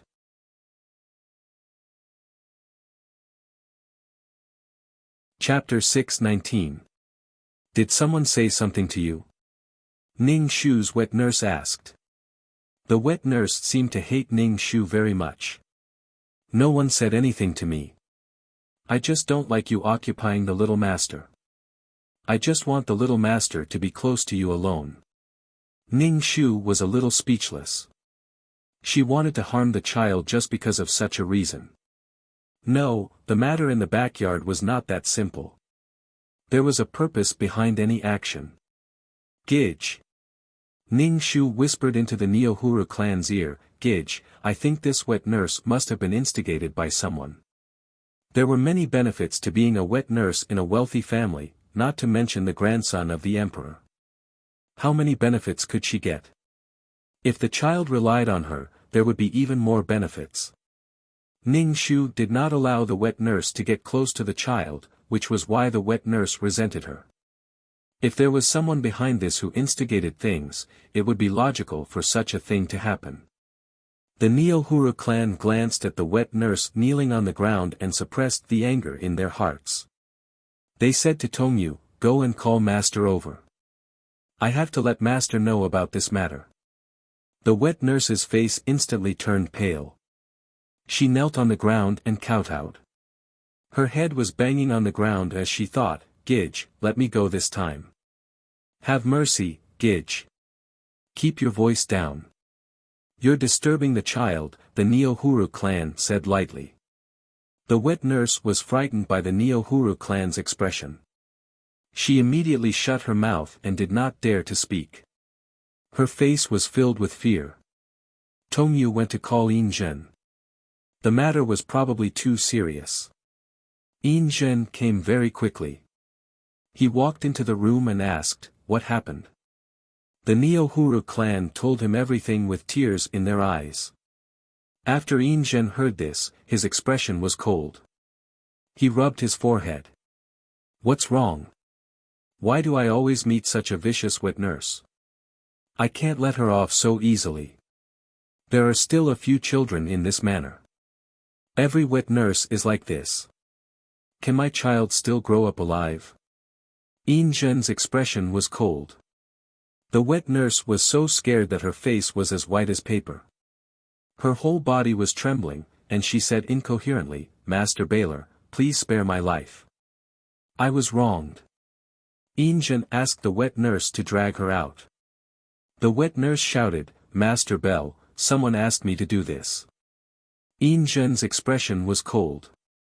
Oh, who instigated you to do such a thing? It's Gidge from Qinshin Garden. Gidge said that if I can get close to Little Master, I will have a high position and great wealth in the future. The wet nurse said hurriedly, for fear that she would be beaten to death if she was late. Injun said coldly, not only did he abuse my child, but he also spread rumors and slandered the master of the backyard. What's the point of keeping such a disloyal and unjust person? Master Baylor, please spare my life. The wet nurse's mournful voice was getting further and further away. She didn't know how Injun would deal with this wet nurse. Would he beat her with a board and expel her from Baylor Manor? Injun turned his head and looked at the Neohuru clan who was holding the child and crying. He sighed and said, Don't cry. You're in confinement. It's not good for your eyes. The Neohuru clan wiped their tears and said to Injun, Master, can you find a wet nurse for the child? I don't know what to do now. Injun nodded. Leave this matter to me. I will handle it for you. The Neohuru clan revealed a forced smile. Injun asked the servants in the room to take good care of the Neohuru clan before leaving. The Neohuru clan looked at Injun's back with a disappointed expression. Someone clearly wanted to harm her child, but Injun was indifferent and didn't think of dealing with it. Gidge, are you okay? Ning Shu asked when he saw that the Neohuru clan's expression was a little absent-minded. The Neohuru clan's tears immediately fell. They hugged the child and cried silently. Gidge should be happy. She found the person who was hiding evil intentions around her and didn't let the child suffer any more harm. Ning Shu comforted the Neohuru clan. This matter is also my mistake. It caused such a result. Ning Shu bowed. The Neohuru clan wiped their tears. This matter has nothing to do with you. This wet nurse's intentions are not pure. I thank you for this matter. I don't dare to accept it. Ning Shu said, there's nothing more important than Gidge's health. Gidge should take care of her body now. We'll talk about it after she's out of confinement. The Neohuru clan nodded and kept the child by their side to take care of her. They only let a few people they trusted get close. Injun quickly found the wet nurse. The Neohuru clan didn't let the wet nurse get close to the child. When she was feeding the child, they asked Ning Shu to check it over and over again. The Neohuru clan didn't trust anyone else. The matter of taking care of the child fell to Ning Shu, which tired Ning Shu out. These days continued until the Neohuru clan's confinement.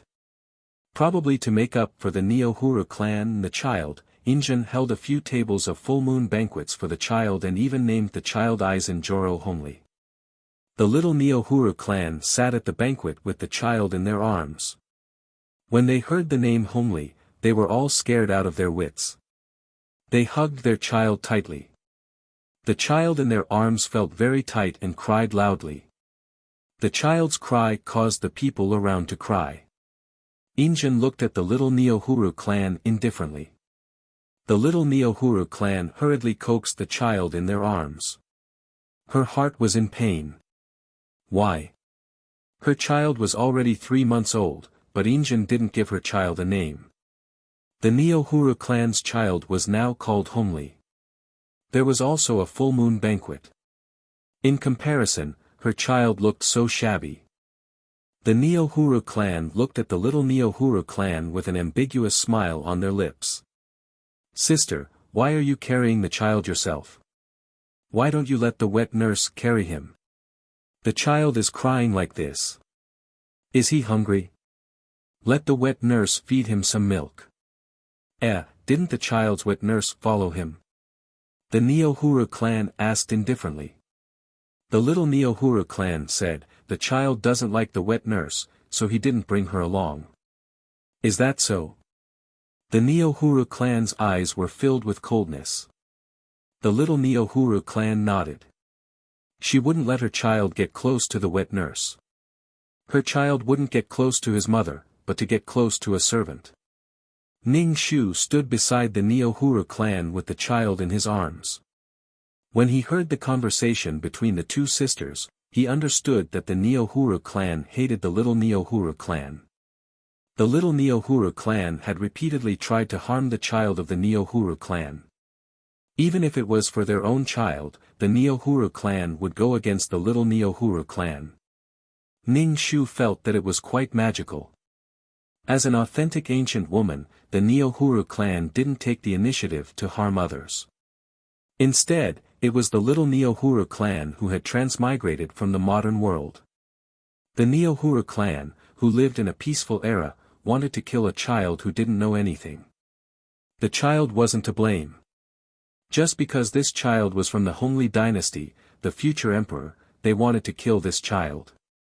A terrible person's heart had nothing to do with where they came from. The little Neohuru clan was no different from the ancient harem women. There was no difference. In fact, they were even more unprincipled than the ancient harem women. There was a difference between actively harming others and passively fighting back.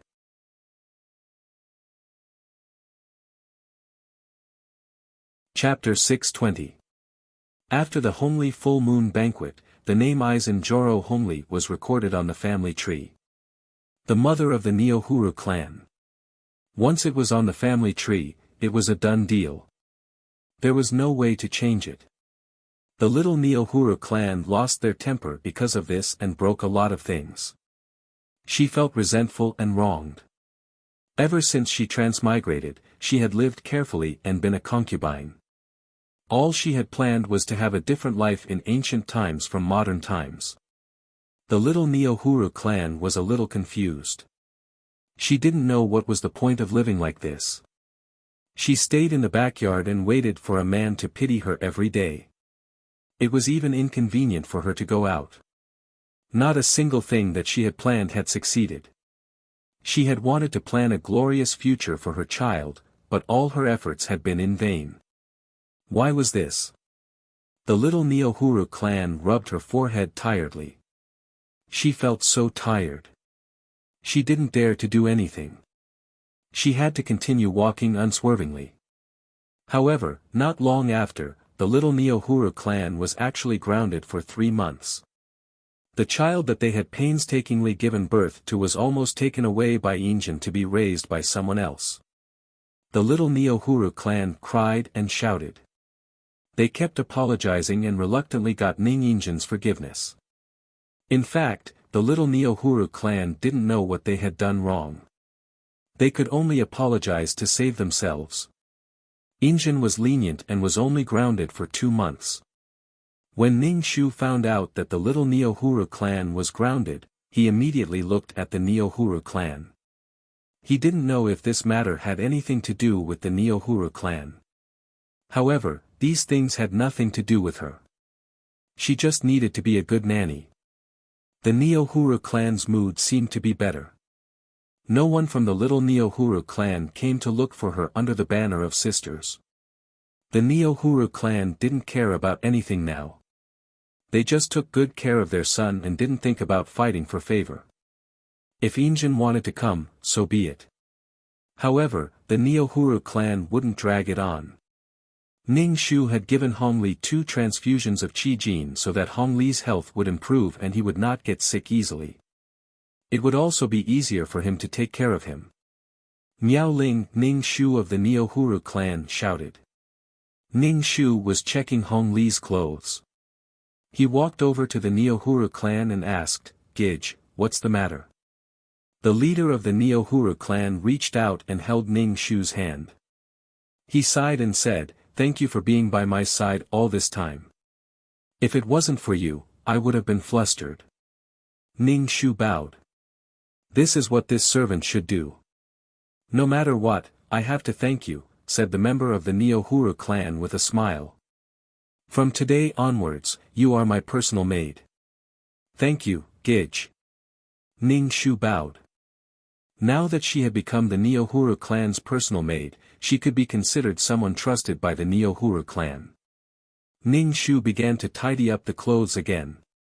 It was now the season, and these clothes were all made by the embroiderers. Ning Shu had to check if there was anything wrong with these clothes. Especially if they were close-fitting clothes. Ning Shu was speechless. When would he be able to leave this world? When would the trial end? Ning Shu picked up a piece of clothing and turned it over to examine it. In the end, he found white marks on the collar of the clothing. There were also some water stains. Ning Shu put the clothing to the tip of his nose and sniffed it. He frowned and said to the member of the Neohuru clan, "Gij, come here for a moment." The Neohuru clan was rocking the cradle. When they heard Ning Shu's words, they walked over. Ning Shu took the clothing and placed it in front of the Neohuru clan. The Neohuru clan wanted to take it, but Ning Shu said, "Don't touch it. It might be smallpox serum on it." The Neohuru clan immediately retracted their hands and hurriedly took 2 steps back. They stuttered and looked shocked. How could there be such a thing on the clothing? "Gij, this servant will take care of the clothing." Ning Shu took the clothing and left the room. Ning Shu put the clothing into a pot of boiling vinegar. She washed her hands with the vinegar and boiled some medicine to drink. She touched the clothing. She might not be able to take care of the child for a while. She picked the clothing out of the vinegar pot and then threw it away. If she didn't take care of the clothing, others might get smallpox when they touched it. There were so many children in the Fu, so it was very likely that the children would get smallpox. She didn't know who did this. The intention was too obvious. This method was much better than the wet nurse rubbing salt water on the milk. If they wanted to make a move, they would directly use a big move. Such a young child, the probability of surviving smallpox was negligible. Who was the one who did it? Tongyu came over to see Ning Shu and asked, "Miaoling, Gij asked you if the clothing was properly taken care of?" "It has been properly taken care of." Ning Shu nodded. "I won't be taking care of the child for a while. I touched the clothing. Let's talk about it again later. Sprinkle some vinegar in every part of the courtyard to disinfect. Wash your hands every time before you carry the child." Ning Shu instructed Tongyu. Tongyu nodded to show that she understood. Ning Shu originally thought that he would be fine after drinking the medicine, but he didn't expect that he would start to have a fever a few days later. His whole body was very weak. Ning Shu felt that he was being cheated. This body had never gotten smallpox before, so there were no antibodies in the body. When it came into contact with the virus, it couldn't resist it. He originally thought that he would be fine after practicing the peerless martial arts, but he didn't expect that he would still be affected. Ning Shu brewed the medicine himself and continuously practiced the peerless martial arts. However, his face and body were covered with chicken pox, which was very itchy. His heart was stifled. Ning Shu told the Neohuru clan that he wanted to leave Baylor Fu. The Neohuru clan stood far away. When they saw Ning Shu's face full of chicken pox, they thought of their own children and agreed to let Ning Shu leave. The Neohuru clan let Ning Shu go to the manor where they had downed him.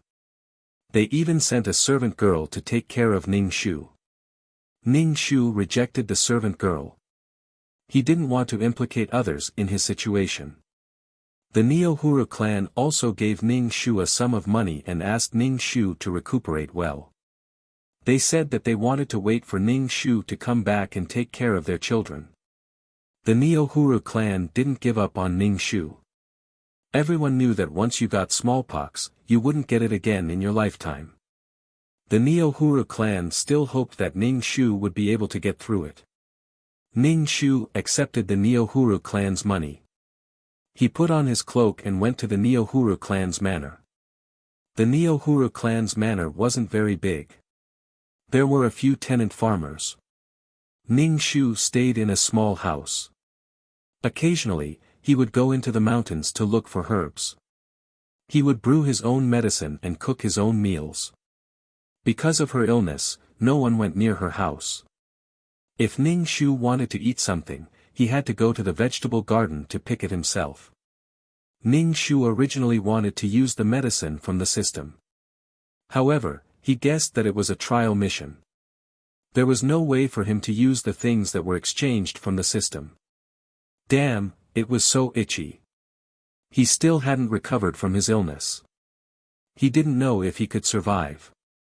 Ning Shu could only be thankful that he had studied medicine before and was able to suppress his illness. Otherwise, he could only wait for death.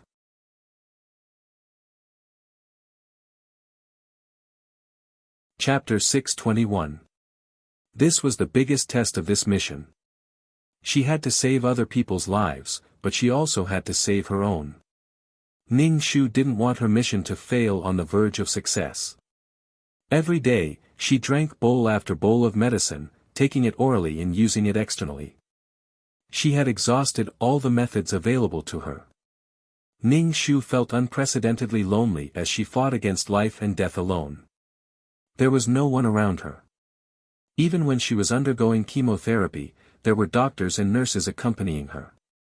But here, the people in the manor rejected her. Ning Shu's heart was filled with despair and an indescribable loneliness. Did they want her to experience the feeling of being tortured by her illness again?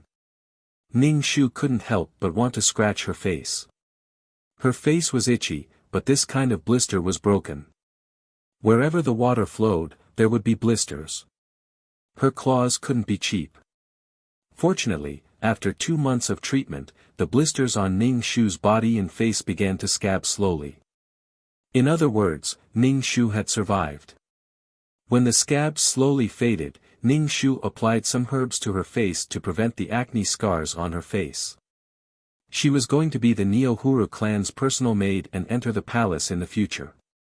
Without a decent image, the Neo-Huru clan wouldn't be able to bring her out even if they trusted her.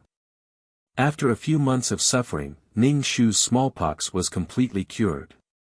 When she returned to Baylor Manor, the Neo-Huru clan was very happy to see Ning Shu. When the Neo-Huru clan saw the acne marks on the back of Ning Shu's hand, they knew that her illness was completely cured. During this period of time, the Neo-Huru clan had to guard against others harming their children. Their nerves had been in a relatively tense state. Now that they saw Ning Shu, the Neo-Huru clan unconsciously breathed a sigh of relief in their hearts. It was really important to have a maid with medical skills by her side. She would be able to detect if anything was wrong. Ning Shu bowed and expressed her gratitude to the Neo-Huru clan. Then, she saw that Hong Li could now turn over, sit up, and slowly crawl. It was growing quite fast. Ning Shu returned to the Bailey mansion and inquired about Gij's situation. Gij was now 2 years old and could walk slowly by herself. Ning Shu glanced from afar. Gij was very healthy, and there were several maids looking after her. The maids were all doing their best to take care of Gij. It was better for Gij to work for Nian than for Song Yunxian. Besides, Nian was Song Yunxuan's concubine, and her status was higher than that of Gij. Now, Song Gij didn't want her daughter back. She just wanted to get pregnant again and give birth to a son. There were so many women in the backyard who had given birth to a son. Song Gij tried her best to give birth to a son. None of this had anything to do with Ning Shu, however. When would she be able to complete this mission? It had been so long. Was 2333 dead? She wanted to go back. Calling 2333, are you there? Ning Shu wanted to see if 2333 had malfunctioned. Why hadn't he told her to leave yet? What's the matter? 2333's voice sounded in Ning Shu's mind. When can I leave this world? Ning Shu felt that his mission had been completed. Gij had gotten rid of her fate. At least, she was now 2 years old. I'll inform you when the time is up. 2333 didn't say anything else after that. Ning Shu was speechless. What kind of mission was this? He had no idea what the requirements were for completing this mission. Ning Shu stopped thinking about when to leave. He asked the members of the Neohura clan, "Gij, did you find out who wanted to harm the young master?" Speaking of this matter, the members of the Neohura clan looked gloomy. They shook their heads. "I didn't find out. I just found out which embroiderer made the clothes." However, the embroiderer left Baylor Mansion, saying that she had a serious illness and went home. "Does Gij have any suspects?" Ning Shu asked. It was obvious that he was targeting Hongli. Zhen was targeted because of his potential, while Hongli was targeted because of his stumbling block. For some people, Hongli was a stumbling block. Suspects? The members of the Neohura clan pursed their lips and shook their heads. "I don't know." Ning Shu looked at the members of the Neohura clan. He felt that the Neohura clan had a suspect, but he wasn't sure. Ning Shu changed the topic. "Does Master Baylor know about this?" "I didn't tell him. Even if I did. Even if she told him, he wouldn't protect her child." The members of the Neohura clan didn't look good.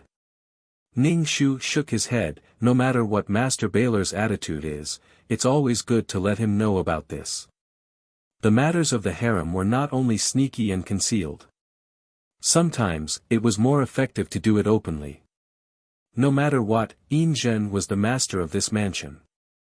The way he handled this matter would only be beneficial to the Neohura clan. Ning Shu suspected Ulana Fujin. Fujin held the power of the entire harem. Everything in the harem would go through her hands. If she asked an embroiderer to leave, she would have to pack up and leave. Because she was the woman with the most power in the harem. However, these were all Ning Shu's guesses. Fujin had already given birth to a legitimate son. The other children were all illegitimate. They were no threat to her children.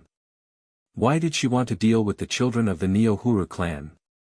But Hong Hui died at the age of 8. It was difficult to understand that she was targeting the children of the Neohura clan because she knew the history.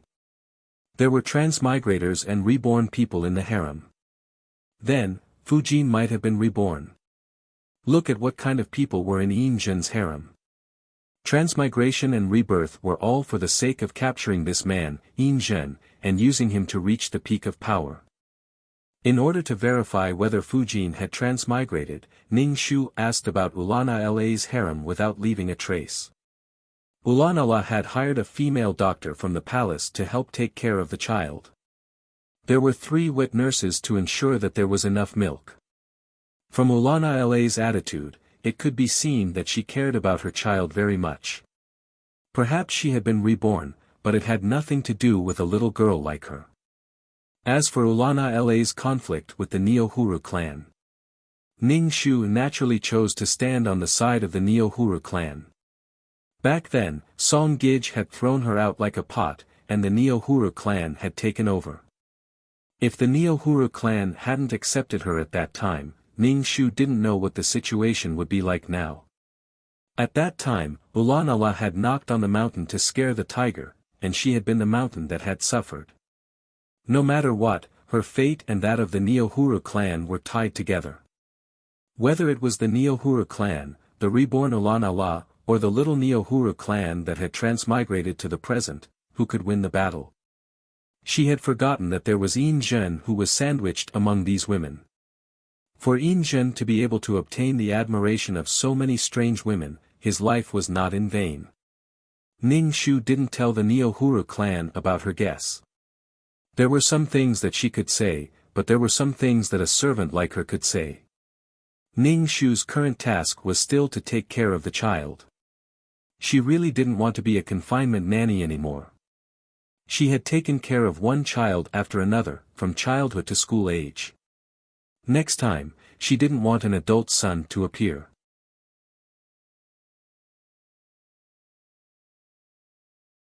Chapter 622. Song Gij's personal maid, Hong Mei, came over to ask Ning Shu if he had a secret recipe for having children. Ning Shu was depressed. Why did people always ask him this? It was as if knowing a bit of medicine would give him a secret recipe for having children. Song Gij looked for him, which meant that she was very impatient and wanted to have children. Moreover, she wanted to have a boy. Ning Shu looked at Hong Mei and said, "I don't have a secret recipe for having children." Hong Mei frowned, "How can you not have one? When you came to Nyahula Gij's courtyard, she was already pregnant, and it was a boy. Gij said that as long as you help her, she will give you a big gift." Hong Mei took out a sachet. "This is Gij's reward for you." Ning Shu opened the sachet and looked inside. There was some money inside. He returned the sachet to Hong Mei and said, "I really don't have a secret recipe for having children." Hong Mei's face suddenly turned ugly. "Miao Ling, what do you mean? No matter who you are now, you were once Gij's person. Now that you have someone else, you have forgotten about Gij. You betrayed your master." Ning Shu turned around and looked at Hong Mei. "I am just a servant. I am a servant of Baylor House. My master is Baylor House. I am loyal to whoever I serve." With Gij Song's EQ, she was cannon fodder in the backyard.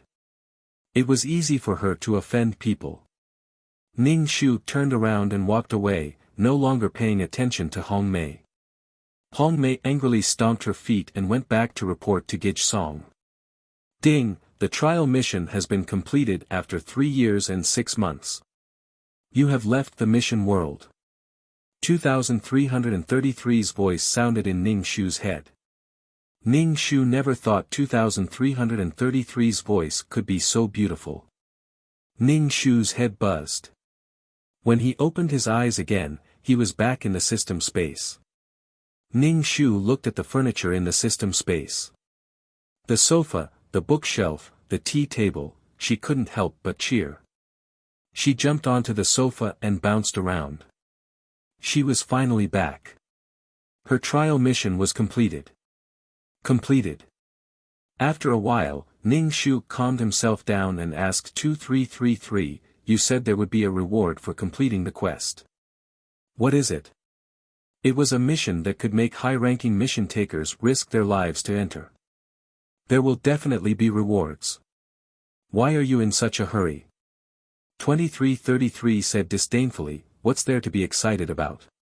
You've just completed a trial quest and you're already so happy. What a good-for-nothing." Ning Shu, the attribute panel appeared in front of Ning Shu. Serial number, 23333 Name, Ning Shu, Intermediate Mission Taker, Age, 27 points, 1. 65 million/1.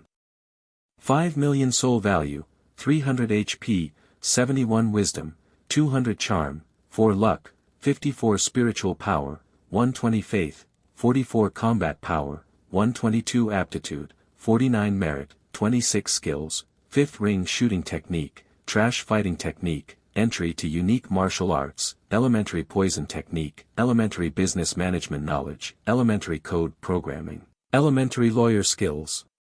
Honorable Title, Goddess of War, Selfless Ancestor Tools, Calm Aura, Amulet Aura, Mother of the World, Queen's Blessing, Model Worker, Chen Shi's Blessing, Leader Aura, Grass Blessing, Best Friend, Miao Miao Miao's Blessing, Life-Saving Hand, Zhu Sun Yang's Blessing, completed the trial quest. Obtained 50 attribute points, 4 merit points, 5 amulets, and 1 sea law stone. Ning Shu looked at the rewards and asked 2333, "That's it? Isn't the reward very generous?" 2333 said, Ning Shu said, 5 amulets, that means you have 5 extra lives. That's 5 extra lives. Looks like it's not bad. Ning Shu was a little surprised and asked, "What is it that makes high-ranking mission takers risk their lives to obtain it?" Sea Law Stone. This thing is wanted by the higher-ups. It can be exchanged for many precious things. 2333 explained. What's the use of this Sea Law Stone? Ning Shu asked. It's useless. For people of your level, it's useless. Some powerful people want to break through and find a breakthrough through the Sea Law Stone to enter another level. This level is too far away for you. It's so far that it's calculated in light years. Ning Shu, would it kill him not to mock her? Law C stone. Ning Shu frowned. This Sea Law stone can't be the stone from the Sea Law stone we went to last time, right? It's an item from the Sea Law stone. Everyone who becomes an intermediate mission taker and passes the trial quest will receive a Sea Law stone. As for why, I don't know. 2333 said indifferently. Do you want to keep this Sea Law stone for yourself or exchange it for something good in the virtual space? 2333 asked. Ning Shu always felt that a stone would not be given for no reason. Moreover, if powerful people needed these things, it meant that this thing was very precious. Ning Shu decided to keep it for himself. Ning Shu took the Sea Law stone. The Sea Law stone was completely black. At first glance, it looked like the Chaos stone that she had obtained before. It felt cold and bone-chilling in her hand. She could vaguely hear the sound of waves from inside. Actually, the Sea Law stone is a space. It nurtures the laws inside, but no one can break it. There is a saying that if one can merge with the Sea Law stone, they will become an eternal existence. Merge into one. Ning Shu stared at the stone. How to merge into one and become a stone? Ning Shu put the Sea Law stone back. It was indeed too far away. She was an intermediate mission taker. The distance between her and 2333's height was too big to describe. Ning Shu was already very happy to be able to get 5 amulets. Amulets could only be exchanged with merit points. One amulet cost 30 merit points. When doing missions, she felt very safe. The 6 amulets allowed her to do missions with confidence. Ning Shu distributed the 50 points to wisdom, luck, strength, spirit, and aptitude. Number, 23333 Name, Ning Shu, Intermediate Mission Taker, Age, 27 points, 1. 65 million/1. 5 million soul, 300 health, 71 wisdom, 20010 charm, 4 luck, 5410 spirit, 12010 faith, 44 strength, 12210 aptitude, 4910 merit, 30 skills, 5th ring shooting technique, trash fighting technique, beginner peerless martial arts, beginner poison technique, beginner business management knowledge, beginner code programming, beginner lawyer skills honorary title, goddess of war, selfless ancestor tools, calm aura, amulet aura, mother of the world, queen's blessing, sister model worker, Chen Shi's blessing, leader. Aura, grass blessing, best friend for life, Miao Miao Miao's blessing, life-saving hand, Zhu Su Nyang's blessing. After adding, Ning Shu realized that the attribute points were really not enough. He could only add them to life-saving attributes.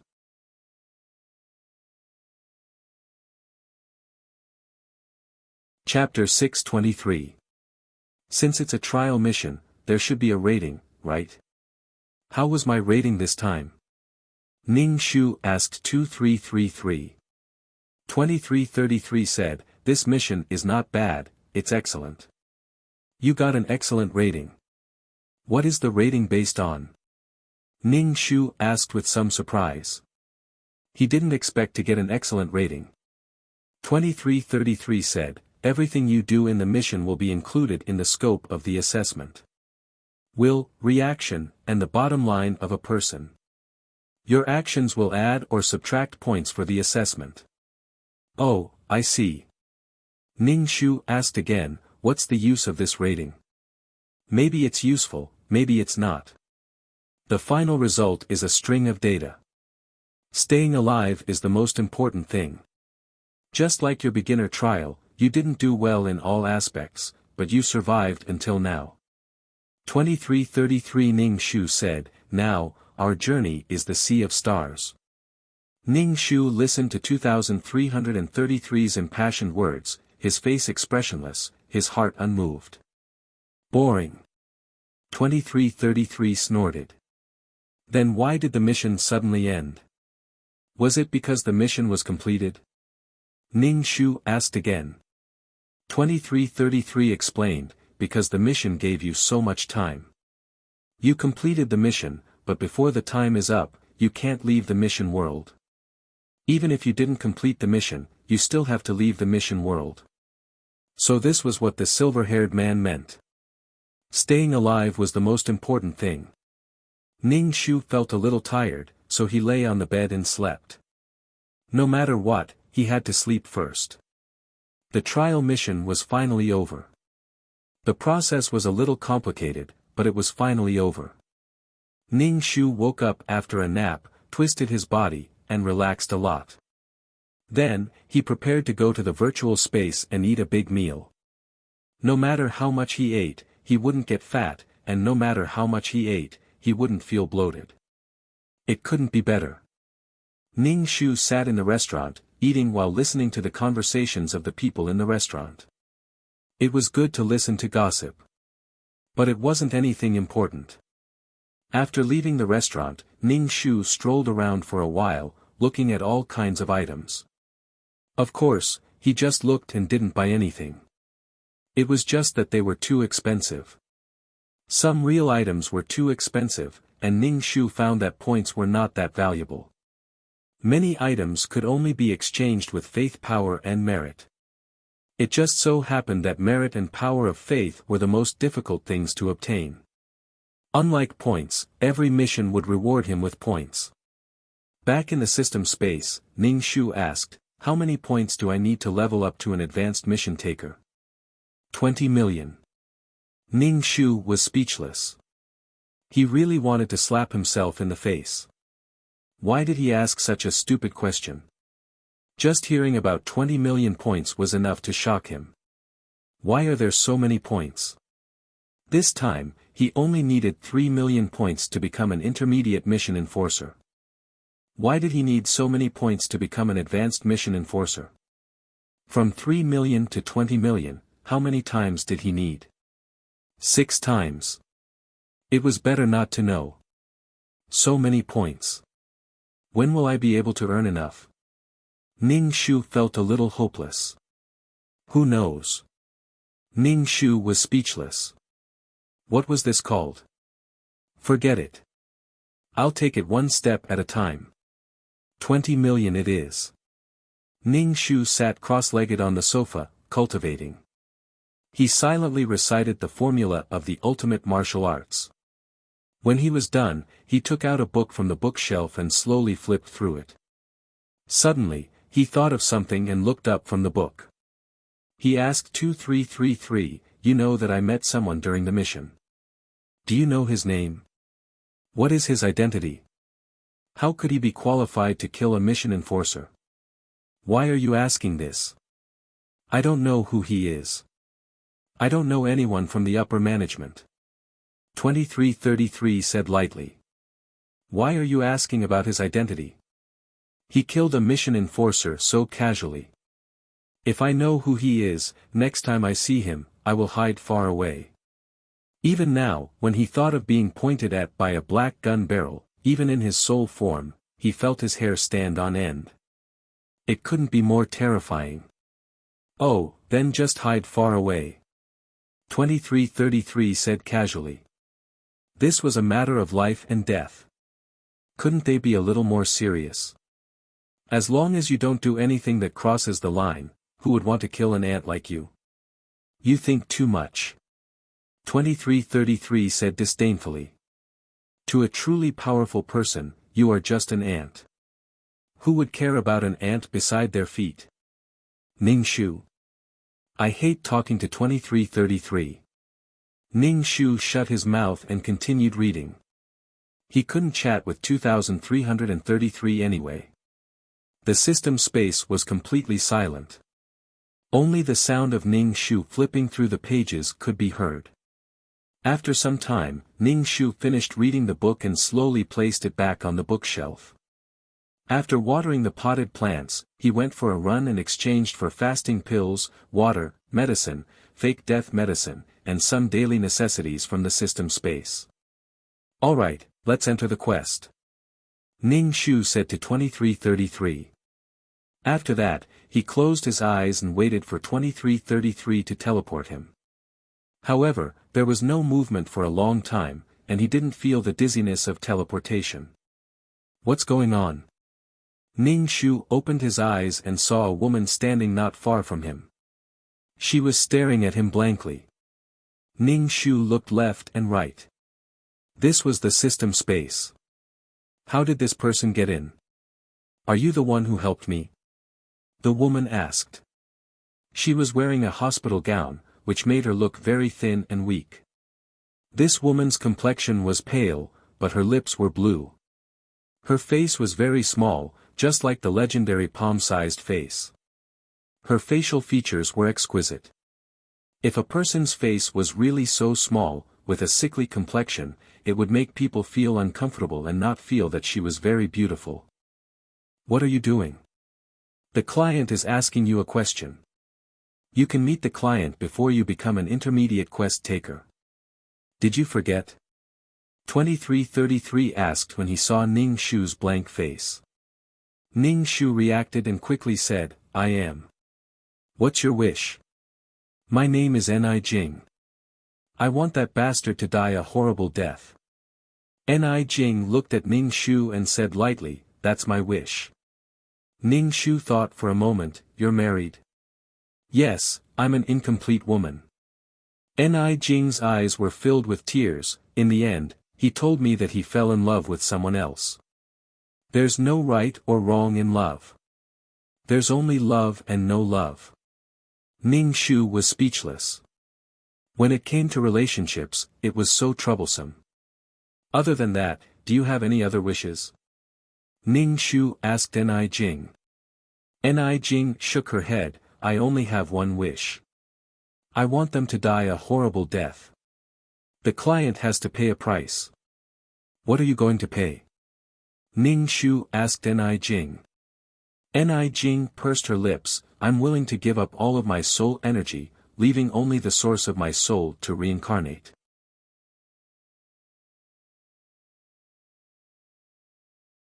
Chapter 624. When Ning Shu heard that Ni Jing wanted to start over, he was surprised and asked, you don't plan to go back? Mission enforcers could not stay in the mission world for long. Ni Qian could go back. Ni Jing shook her head, my body has been tortured. I want to start over. I'm just angry. Their happiness is stepping on my bones. What right do they have? Ning Shu nodded, okay, I'll accept this mission. Looking at Ni Jing, Ning Shu thought of the days when he stayed in the hospital. He also suffered from the pain of illness, but she did not experience this situation. Ni Jing's face showed a faint smile. She looked very gentle, different from the angry look just now, thank you. Ni Jing's soul gradually disappeared. Ning Shu was puzzled. He asked 2333, the mission enforcer will give their soul, but I have never received any soul power. What's going on? The mission enforcer gave you 1/3 of the soul. The system took the other 2/3. 2333 said. So dark. She had not even seen 1/3 of it. Every time you train in the system space, you absorb pure soul power. What else do you think you absorb every time you train? Ning Shu raised his eyebrows. He did not know what the system space was before. He only knew that it could strengthen the soul. He did not expect it to be soul power. Then I'll exchange for a gun. This is the modern world. Ning Shu said and opened the exchange page. She found the gun exchange page. She found that she could not exchange for any of the guns. The exchange button was grayed out. Why? Why can't I exchange for a gun? Ning Shu was deeply depressed. This is an era of peace. Do you really want to exchange for a gun and kill whoever you don't like? You're a quest taker, you need to rely on your own strength to help your client turn the tides of life. Also, I've already said that the system has a corresponding rule. If you can't exchange for something, it's not allowed to appear in the system. You need to truly help the mission enforcer to live a successful life. 2333 encouraged Ning Shu, good luck. You have always done well. You should use less of the system's things. A truly strong person does not need to rely on these external things. Ning Shu, who didn't know how to say a few nice words. She was the one who was going to do the mission, not 2333. Get lost, get lost. Ning Shu took a deep breath and said, enter the quest. Ning Shu felt the familiar dizziness. He felt as if his soul was squeezing into a body. When the soul and the body merged, he immediately felt very uncomfortable. He was panicking and short of breath. His ears were filled with the sound of his heart beating without any rhythm. He felt that his heart was beating so fast that it felt like it was going to explode in the next moment. Heart disease. Ni Jing had a heart attack. Ning Shu immediately chanted the mind-cleansing mantra in her heart. She felt someone pry open her mouth and feed her a pill and water. Ning Shu swallowed the pill with water. After a while, she felt better. Her heart didn't feel like it was going to explode, but her body was very weak. She slowly opened her eyes and saw a handsome face. Jingjing, are you okay? The handsome man's face was filled with worry and anger. At this moment, Ning Shu found herself lying on the floor and struggling to get up. The man helped Ning Shu up and asked anxiously, Jingjing, are you really okay? Ning Shu shook his head. I'm fine. I want to rest. Okay. The man carried Ning Shu horizontally. Ning Shu saw a woman standing in the living room. This woman had a graceful figure. She bit her lips tightly and looked very stubborn. Her eyes were fixed on the man who was carrying Ning Shu. The man carried Ning Shu to the bedroom and gently placed Ning Shu on the bed. He covered Ning Shu with a blanket and sat on the edge of the bed. A pair of warm hands covered the back of Ning Shu's hand. Have a good rest. Ning Shu nodded and closed her eyes. The man went out and closed the door. Ning Shu began to accept the plot.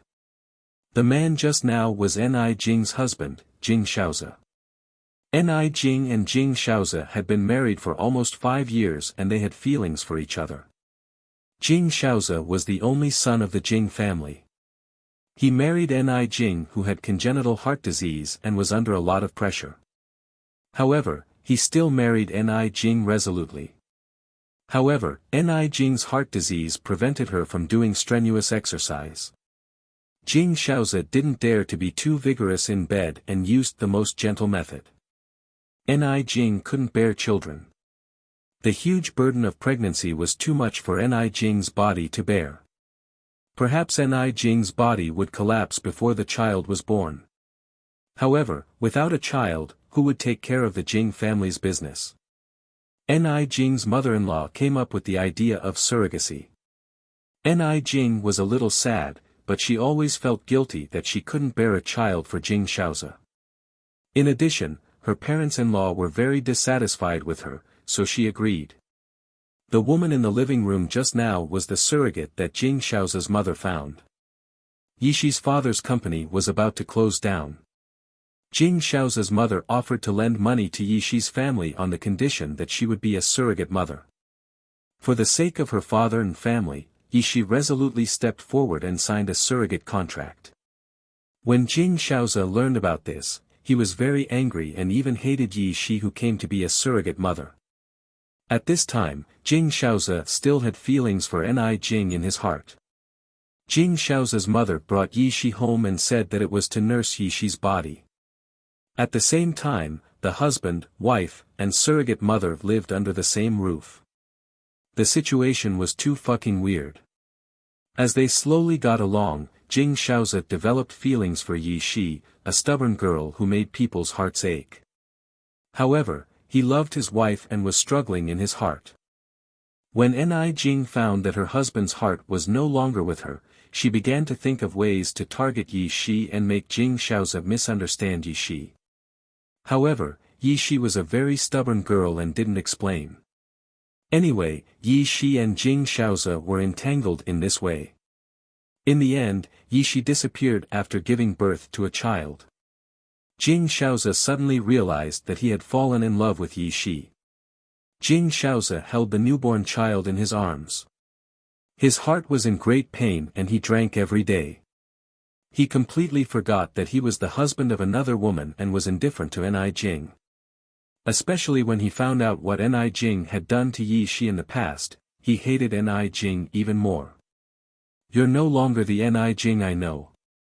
I didn't expect you to be so vicious." These were Jing Shaoze's original words to Ni Jing. From then on, Jing Shaoze didn't go home. Even when Ni Jing called him when she had a heart attack, he ignored her because it was a heart transplant operation. Ni Jing's family spent a lot of effort to find this heart. However, Jing Shaoze refused to sign the contract. In the end, he reluctantly signed the contract. Ni Jing's body was so weak that she couldn't bear the risk of the operation and died on the operating table.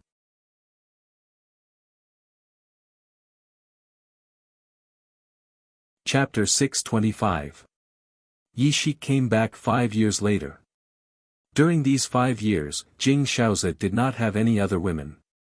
Whenever he saw Yi Shi again, Jing Shaoze decided to chase Yi Shi back and keep this woman who made him angry by his side. This hateful woman stole his heart and ran away without a trace. What's more, this woman was the mother of his child and took the child to chase after Yi Shi.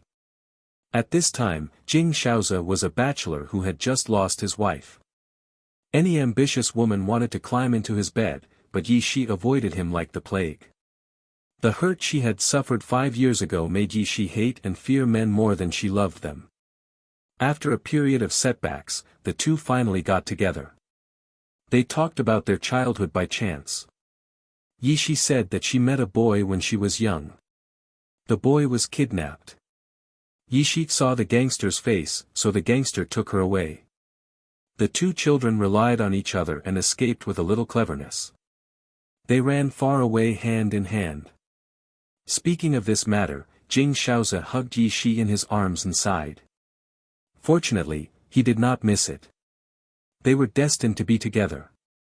Ning Shu, who had accepted the plot, almost vomited blood. Putting aside the fact that so many gangsters could not keep an eye on the two children, what happened when they were young was completely a forced whitewash. Their love was destined, and Yi Shi was not a third party. Ning Shu could completely feel the resentment in Ni Qian's heart now.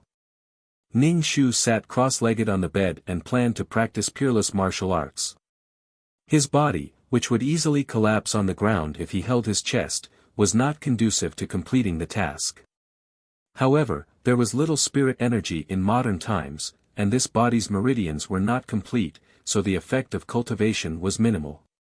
Ning Shu could only cultivate slowly. Knock, knock, knock. Ning Shu, who was cultivating, was interrupted by a knock on the door. Ning Shu lay down and covered himself with the quilt. After the knock, there was a soft sound of the door opening. Jing, wake up. Jing Shaoze walked to the bedside and reached out to touch Ning Shu's forehead. Ning Shu opened his eyes and avoided Jing Shaoze's hand. He sat up and asked, "What's wrong?" A smile appeared on Jing Shaoze's face.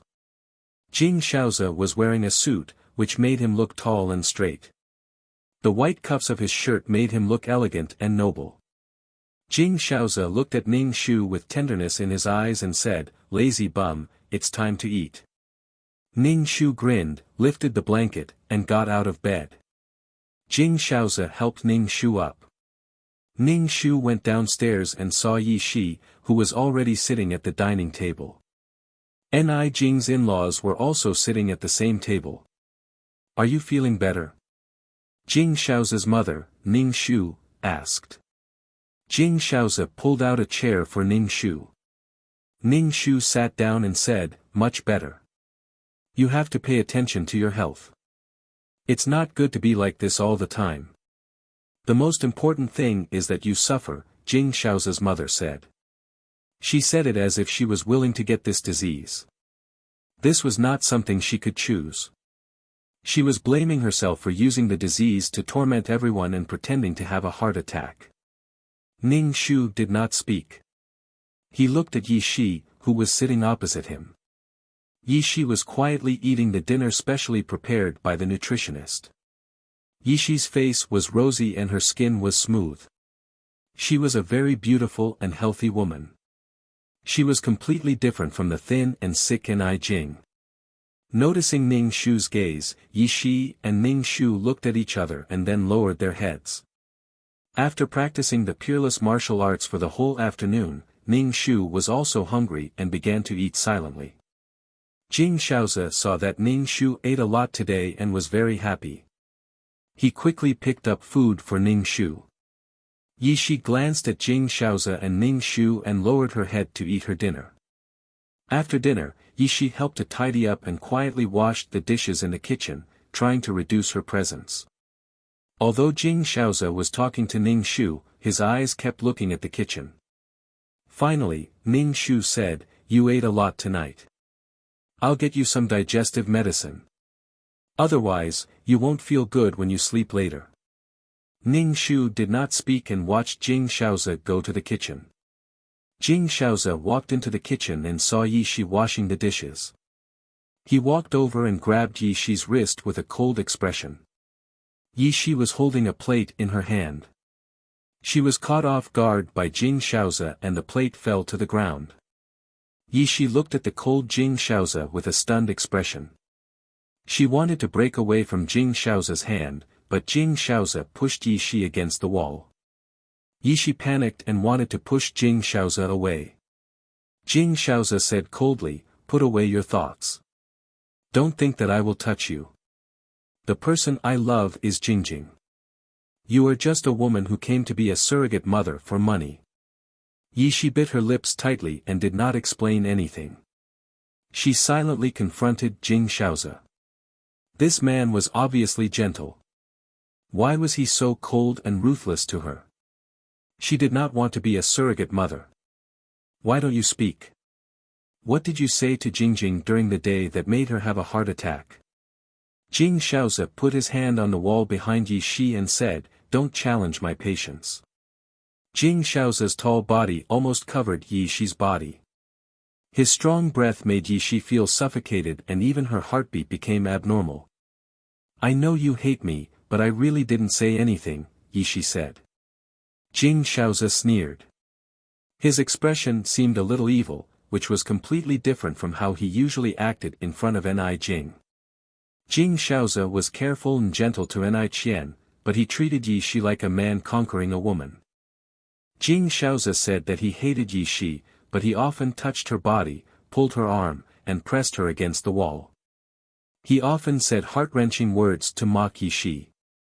Ning Shu quietly stood at the door and looked at the two people. Jing Shaoze's behavior in front of Yi Shi was completely unlike himself. Jing Shaoze was an elegant and polite person. He was gentle but alienated. Now, he looked like an evil and domineering CEO. Whether Jing Shaoze mocked Yi Shi or did something bad to Yi Shi, he subconsciously wanted to attract Yi Shi's attention. However, Jing Shaoze still hypnotized himself in his heart. "I love Ni Jing, I love my wife. I don't like this woman who became a surrogate mother for money.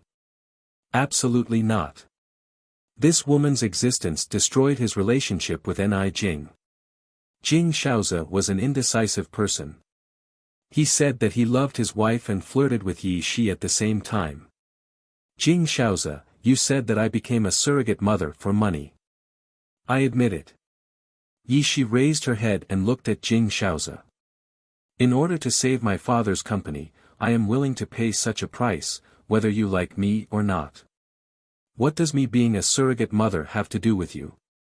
"This is my own business," Yi Shi said stubbornly. "You have a sharp tongue.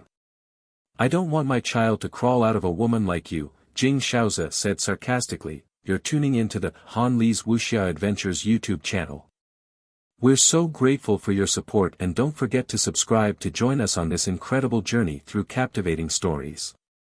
Your generosity through donations truly makes a world of difference, as it's the primary source of revenue that allows me to expand and enhance this channel for you. Thank you from the bottom of my heart for being a part of this adventure.